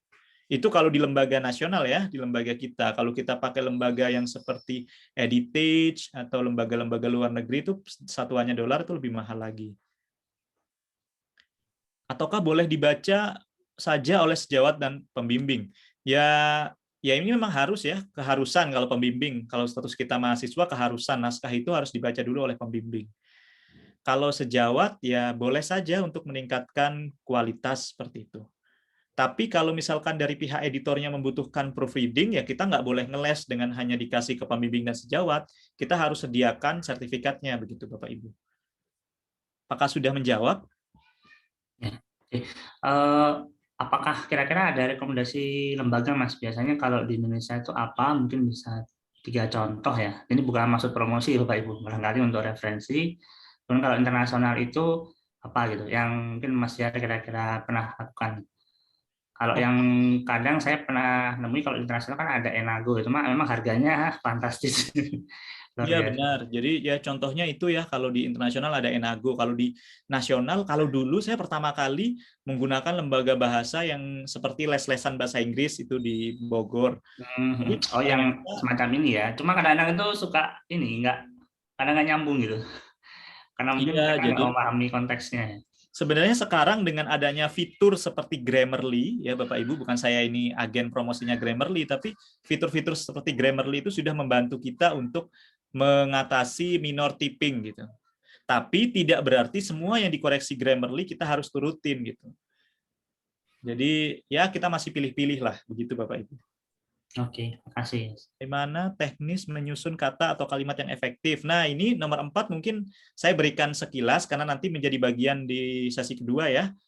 Yang intinya abstrak itu jangan terlalu bertele-tele di bagian pendahuluan. Jadi badannya abstrak itu adalah hasil dan pembahasan, bukan pendahuluan. Seringkali saya masih melihat abstrak itu pendahuluannya sampai 3 kalimat. Mulai dari misalkan kalau tentang jeruk ya, pertanian jeruk, kemudian jeruk yang diteliti jenisnya apa, kemudian pokoknya bertele-tele. Bapak Ibu boleh menulis kalimat pendahuluan, hasil sari dari kalimat pendahuluan di abstrak, tapi itu hanya 1 kalimat. Atau Bapak Ibu juga boleh aja abstraknya itu langsung kalimat tujuan begitu. Jadi nggak perlu lagi bertele-tele di bagian pendahuluan dan tujuan. Metode juga dibuat singkat saja Bapak Ibu. Yang penting itu ditonjolkan adalah hasil. Yang kelima, bagaimana menentukan kualitas riset. Nah, kalau bagaimana menentukan kualitas riset, itu memang tidak bisa serta-merta instan Bapak Ibu. Jadi, kalau saya pribadi masih harus sering-sering melihat, misalkan, oh kalau Q2, saya itu inginnya ke metabolites. Oke, ke metabolites, kita lihat, oh ternyata metabolites itu dari satu jurnal minimal tabelnya itu ada 5, atau ada gambarnya 2, atau minimal cara ngolah datanya selain UGF dan Duncan itu ada korelasi dan PCA. Nah, kita pelajari gitu Bapak Ibu. Kedalaman kita membahasnya juga kita pelajari. Nah, kalau Bapak Ibu tidak terbatas waktu, misalkan tidak terburu-buru waktu, kita bisa tembak naskah kita dari yang peringkatnya tinggi. Misalkan kita tembak dulu nih di Q1.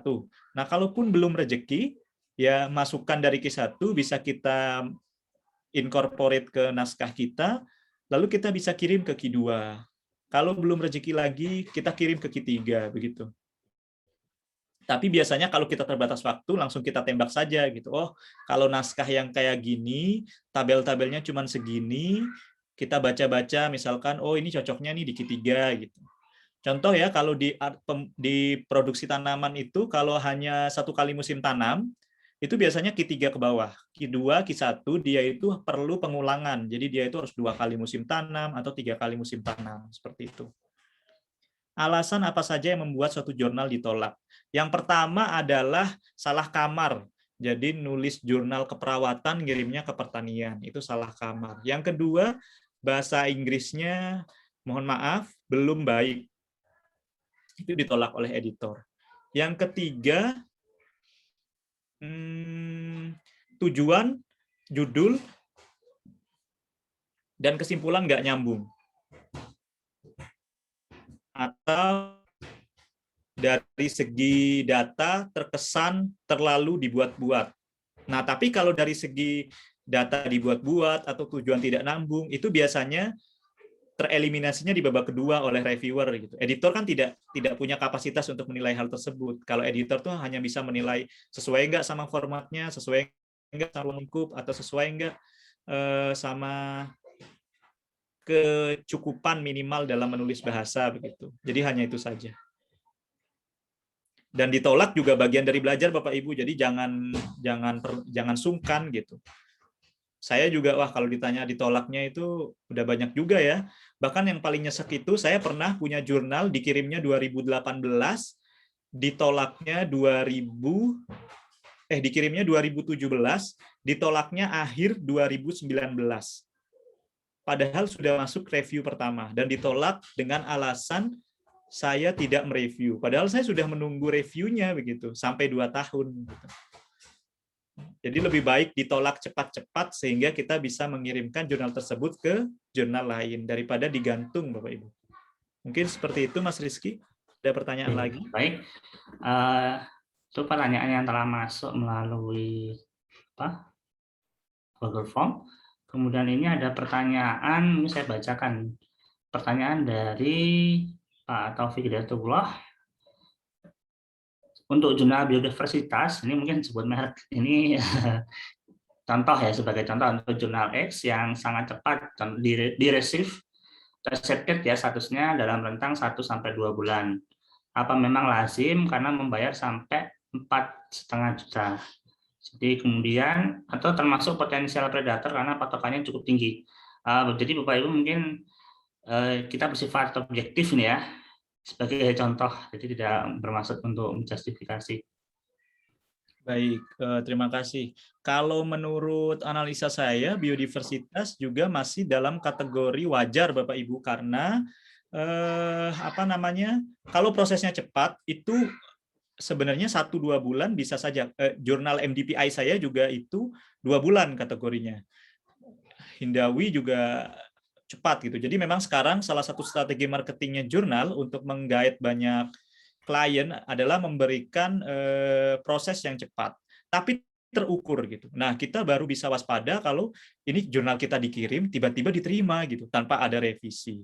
Saya 3 kali pengalaman di biodiversitas juga, alhamdulillah revisinya banyak gitu. Jadi bukan maksud saya untuk membela, tapi memang karena pengalaman saya 3 kali dan menurut saya masih dalam kategori wajar gitu. Dan membayarnya 4,5 juta kategori wajar untuk jurnal Q3, biasanya Q3 itu di rentang bawah 10, 6, 4,5 begitu. Kalau Q2 itu sudah di atas 10. Ada di 13, bahkan metabolit itu di 28 juta. Seperti itu. Biasanya jurnal-jurnal yang cepat prosesnya itu karena jurnal tersebut punya fitur terbitannya itu banyak per tahun, Bapak Ibu. Jadi kan kita beda ya, kalau jurnal itu yang menerbitnya hanya 1 kali setahun atau 3 kali setahun, dengan jurnal yang dia itu 1 kali sebulan gitu. Nah, pasti 1 kali sebulan dia juga harus banyak memproses publikasi gitu, dan prosesnya juga harus cepat gitu, demi memenuhi antrian tersebut. Ya. Saya ada pengalaman tuh Mas Dian. Saya masuk jurnal Q2 ini sudah 1 tahun, dan itu 1 tahun hanya terbit 2 kali. Wah, review pertama harus nunggu 8 bulan. Ya, sama-sama. Oke, baik, terima kasih Pak Taufik. Silakan Bapak Ibu jika ada pertanyaan Ade Syaufa, Rizky? Ya, Mbak Mas atau Mbak ya, Mbak Ade? Oh iya, Mbak Ade Syaufa. Mbak Ade Oh Syaufa. ya, Jurnal ada K1 tambahan ya dari Bu Ade ya. apakah setara dengan jurnal Q3 dan Q4? Nah, iya benar, Mbak. Jadi kalau jurnal-jurnal yang dipublikasikan oleh Indonesia, biasanya contoh biodiversitas itu kan publikasinya di Indonesia ya. Jadi dia itu juga masih terikut di Sinta. Nah, masuknya di Sinta 1. Biasanya kalau jurnal-jurnal Sinta 1 itu sudah bercirikan dia itu sudah terindeks Scopus. Begitu. Yang membedakan jurnal Sinta 1 dan jurnal Sinta 2, dia itu sudah terindeks Scopus kalau Q1. Kalau Sinta 1. Kalau Sinta 2 dia itu belum terindeks Scopus. Jadi benar, apakah setara? Kalau di poin-poin nanti kalau di remunerasi itu kolomnya berbeda, Mbak. Jadi kalau di remunerasi itu biasanya jurnal Sinta itu masih kategori jurnal nasional. Nah, kita masukkan aja ke jurnal internasional yang terindeks Scopus gitu. Karena berpengaruh gitu bagaimana. Baik, terima kasih Mas ya. Silakan Bapak Ibu jika ada pertanyaan yang ingin disampaikan. Ini sambil menunggu Bapak Ibu mungkin sedikit karena kita waktu masih cukup sebenarnya untuk beberapa pertanyaan hampir setengah jam. Jadi terkait dengan tips submit mungkin Mas Jar. Jadi kadang-kadang ketika kita submit ke jurnal reputasi tinggi misalkan Q2 ataupun Q1 itu kadang kita lama dianggurin gitu. Misalkan sudah 6 bulan, 8 bulan.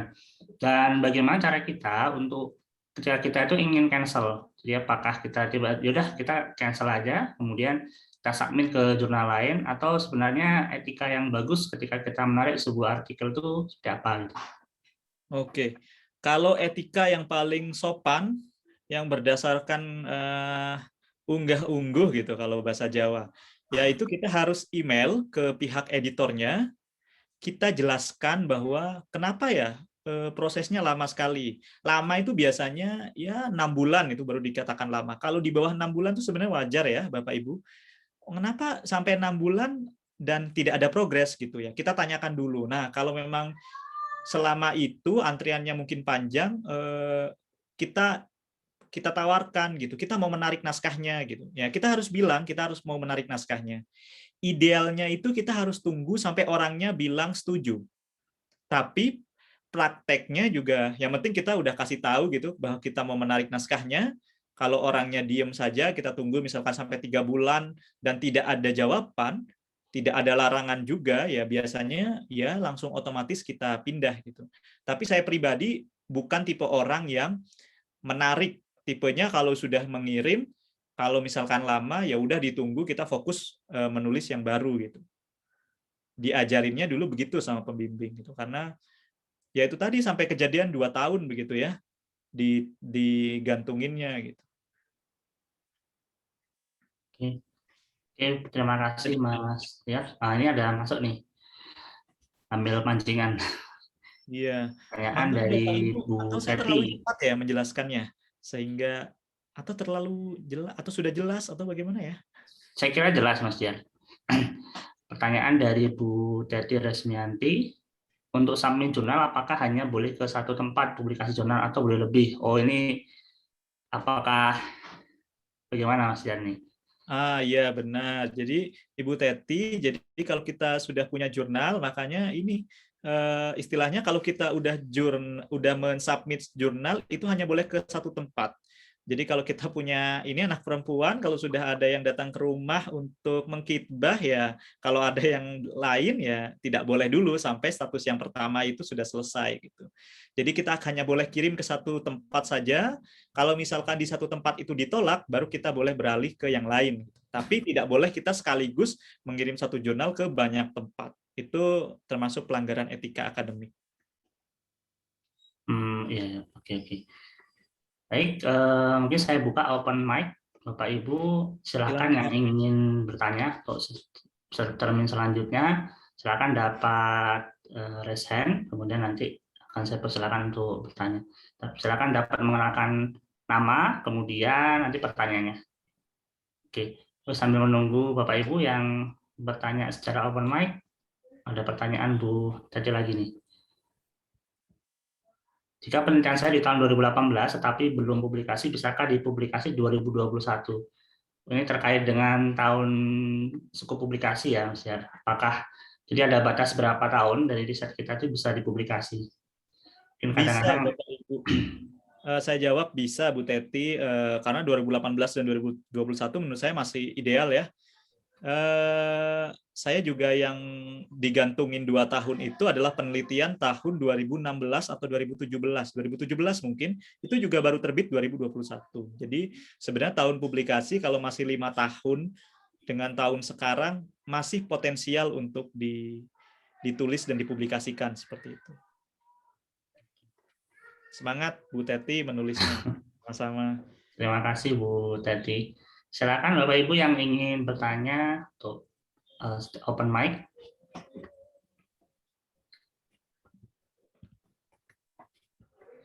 Saya banyak kolega saya ya di sini.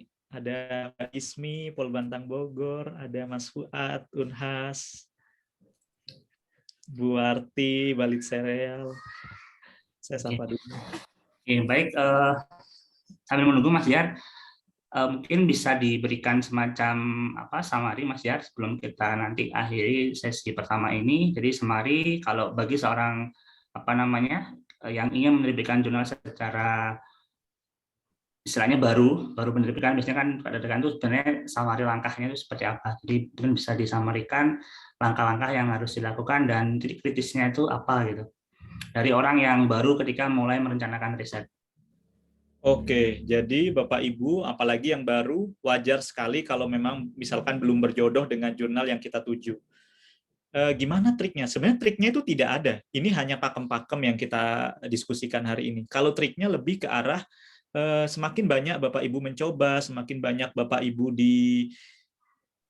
ditolak ya, atau melihat jurnal orang lain yang diterima, itu biasanya semakin bagus. Nah, gimana ya caranya kalau kita udah running penelitian, kita mau nulis jurnal? Kalau style saya dalam menulis, yang pertama kita tulis metodenya. Karena kan pasti kita melakukan penelitian, metode kita udah tahu ya. Ya, kita tulis aja metodenya dulu gitu. Metodenya kita tulis sejelas mungkin. Kalau kita punya keterbatasan dalam hal bahasa Inggris, it's okay. Bapak Ibu nanti bisa gunakan jasa penerjemah. Jadi tapi yang penting bahasa Indonesianya harus jelas dulu gitu. Misalkan penelitiannya beda lokasi, Bapak Ibu sediakan juga lokasinya, koordinatnya. Misalkan penelitiannya menggunakan instrumen alat mikroskop, Bapak Ibu tulis juga mikroskopnya tipenya apa, lensa perbesaran berapa begitu.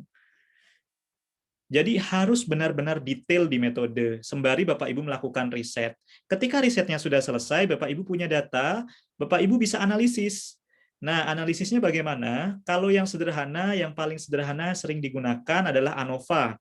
Setelah di ANOVA, di UGF. Tapi ya Bapak Ibu mungkin nanti sering-sering ikut workshopnya Excelnesia ya, ini jadi sekalian saya promosi, bahwa mengolah data itu tidak hanya ANOVA dan tidak hanya UGF dan tidak hanya Duncan, jadi Bapak Ibu masih bisa menggunakan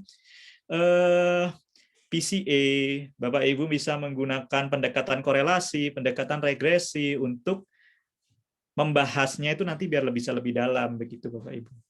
Kalau sudah data dapat, kita buat tabel yang bagus, kita buat ilustrasi di grafik yang bagus, kemudian kita kata-katain gitu. Misalkan datanya tidak signifikan. Ya tidak signifikan kenapa? Kita lihat penelitian serupa, apakah memang benar tidak signifikan gitu. Kalau penelitian serupa signifikan, kenapa penelitian kita kok tidak signifikan? Jadi dibahas saja seperti itu, tapi membahasnya harus berdasarkan artikel ilmiah gitu. Jadi kita tidak hanya ngarang cerita begitu saja Bapak Ibu. Kalau kita sudah dapat pembahasan, kita simpulkan.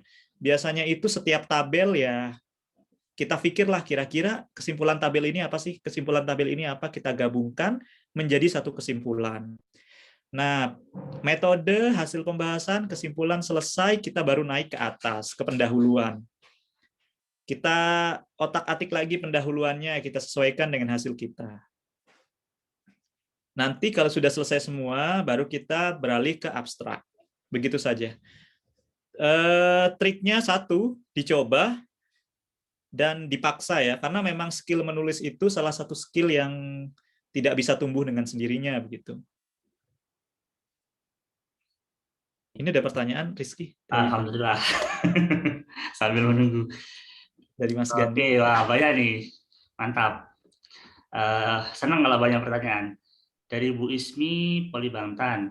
Jadi mengingat jurnal yang sesuai skop banyak, bagaimana trik menentukan jurnal yang dapat kita pilih dan submit dengan keterbatasan waktu. Fast respon dengan biaya terjangkau. Mungkin lebih ke langkah praktisnya ini ya, Mas ya. Jadi harusnya setelah ini ada data, saya mau ngapain? Apa langsung buka Scopus dulu atau cek Scopus, ketemu jurnal langsung websitenya, cek Oh, biaya itu. ya. Kalau cara yang paling cepat dan tahu semua jawabannya ini satu, Mbak Isti, bertanya pada teman. Itu yang paling cepat dan mudah ya. Jadi kayak, Riz, kamu kemarin publikasi di biodiversitas berapa lama gitu? Ya, cukup efektif itu. Iya. Apa namanya? Ini enggak berapa harganya gitu. Cara yang paling cepat adalah bertanya dengan teman gitu. Kalau friend ya, kalau di kuis dulu itu apa ya? Who wants to be millionaire ya, kalau friend gitu.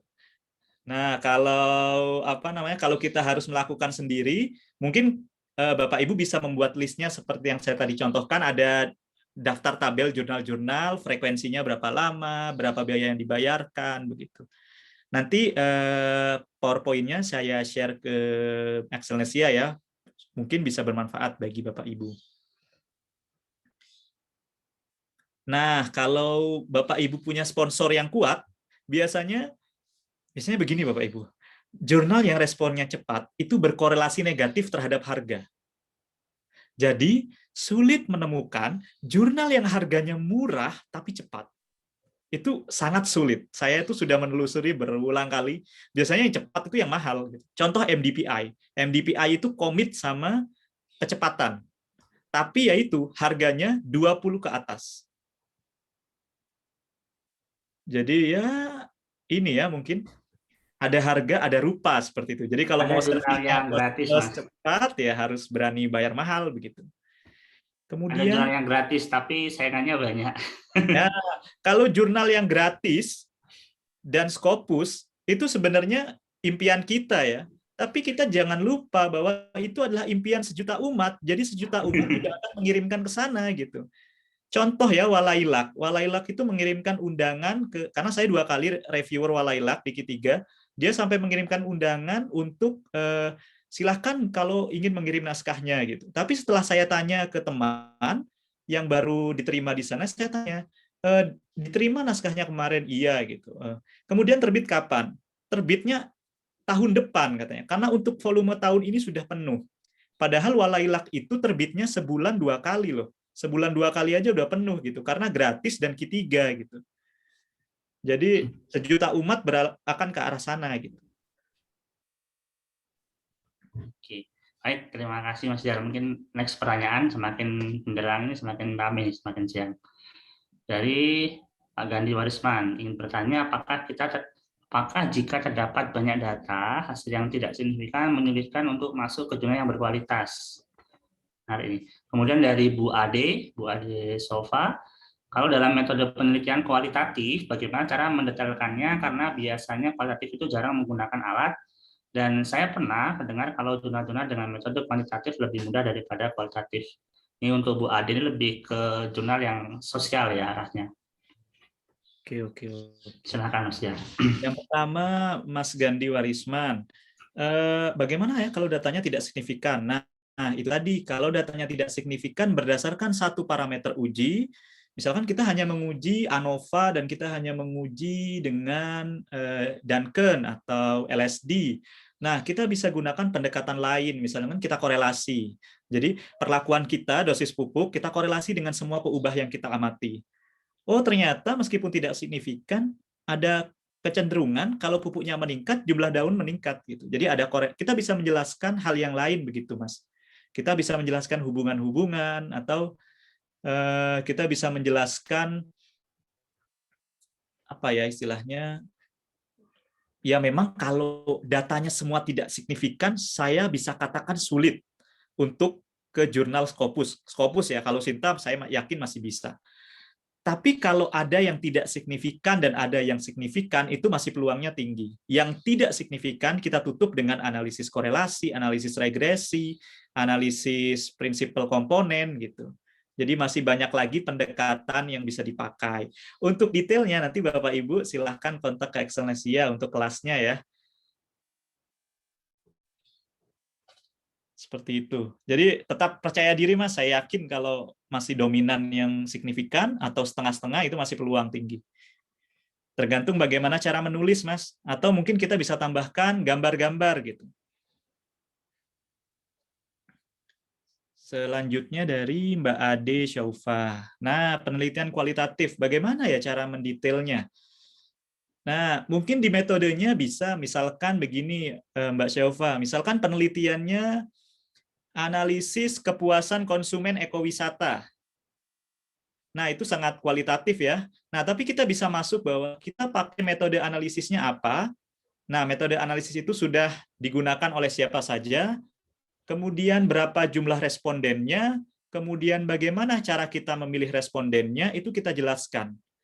Bahkan nanti untuk penelitian kualitatif, karakteristik dari respondennya itu bisa menjadi satu pengamatan begitu, tidak menjadi metode begitu. Jadi ya, tapi ya apa ya, pengalaman saya di bidang kualitatif masih tidak banyak, tapi saya pernah mendampingi teman yang penelitiannya itu analisis kepuasan pelanggan di ekowisata begitu. Nah, kita bisa bermain di yang pertama menjelaskan tempat wisatanya itu di mana, secara administrasi terletak di mana, bagaimana petanya, kemudian bagaimana cara untuk aksesnya ke sana berapa menit dari akses yang paling mudah. Kemudian metode yang kita gunakan apa? Metodenya itu metode samplingnya bagaimana, metode mengolahnya bagaimana, metode membuat kuesionernya bagaimana begitu, dan tipe-tipe kuesionernya seperti apa itu bisa disampaikan di metode begitu. Jadi itu bagian dari metode.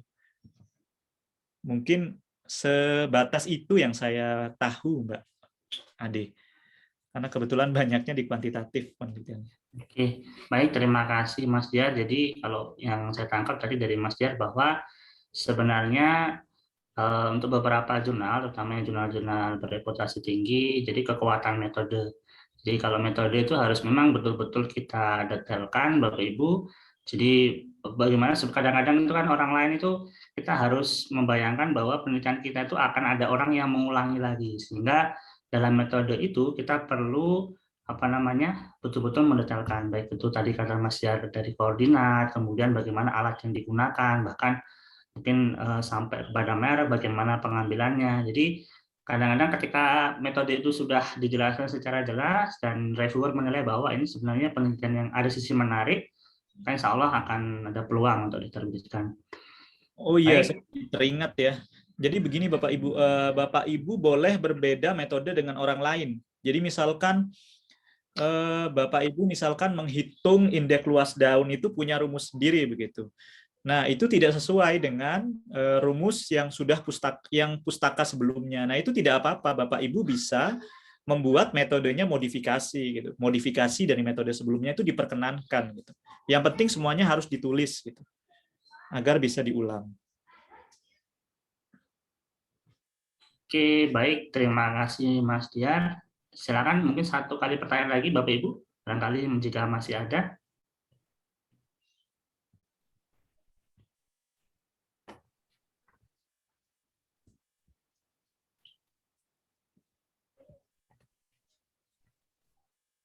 Baik, jika tidak ada, mungkin kita akan akhiri sesi pertama ini. Tadi sudah disampaikan pemaparan oleh Mas Diar, kemudian kita sudah sesi tanya jawab.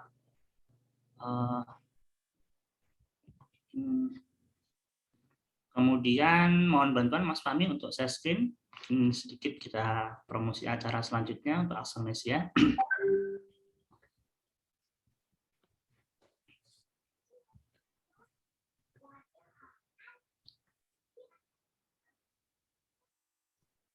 Baik, Bapak Ibu, tadi telah berakhir acara untuk sesi pertama. Saya ucapkan terima kasih kepada Mas Diar.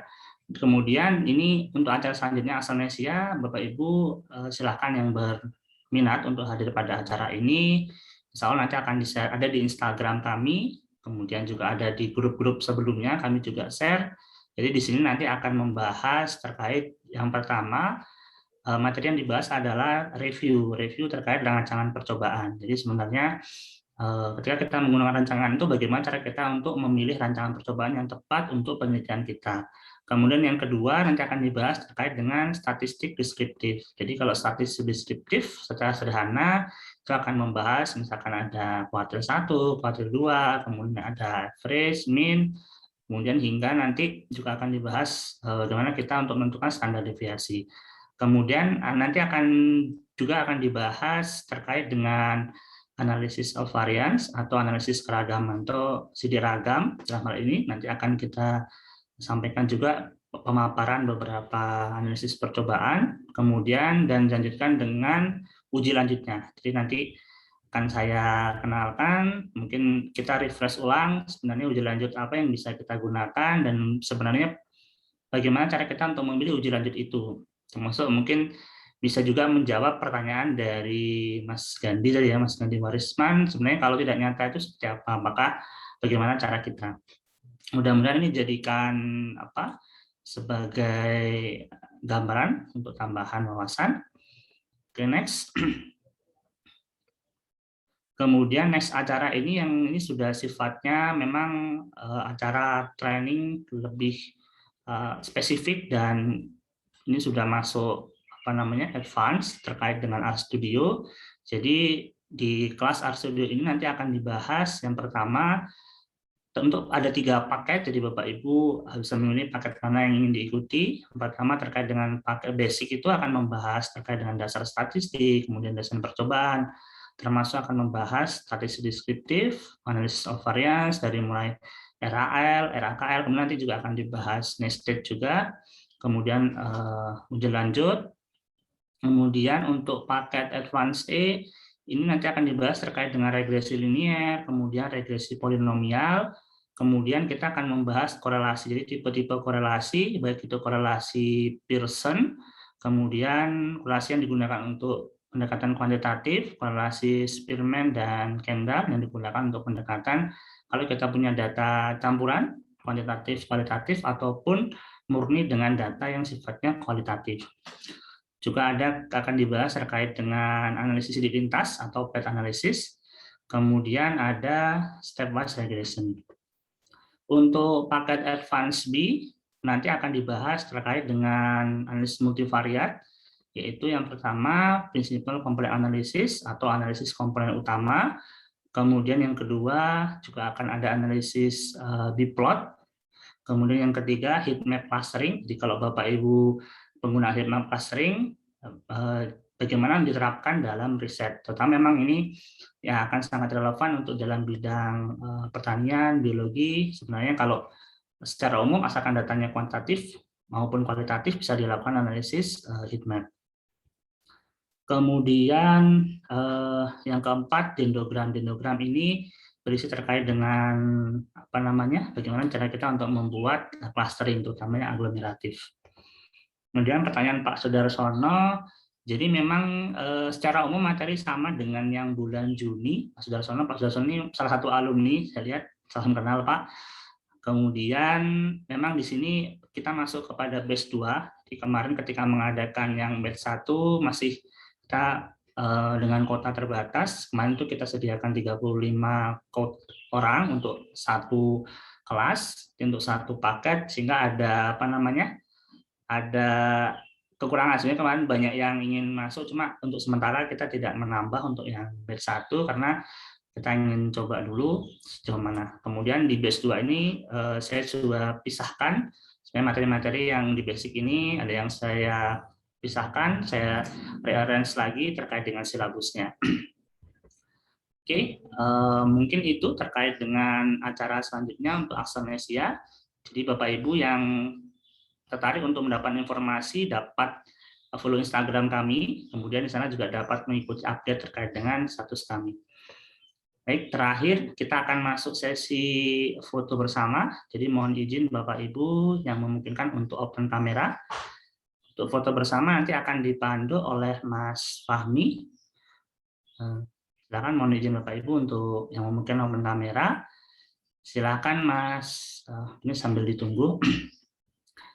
Silakan Mas Fahmi, ini alhamdulillah cuma satu slide, jadi bisa satu kali capture. Untuk foto bersama saya serahkan ke Mas Fahmi. Silakan Mas Fahmi. Oke, sudah mulai ya.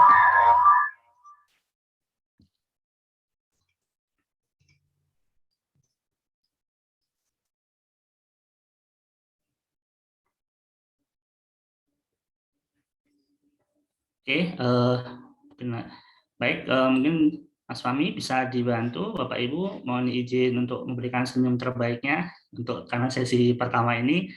1, 2, 3 bisa cheese. Oke, 1, 2, 3. Oke, satu kali lagi mungkin bisa gaya bebas Bapak Ibu. Silakan. 1, 2, 3.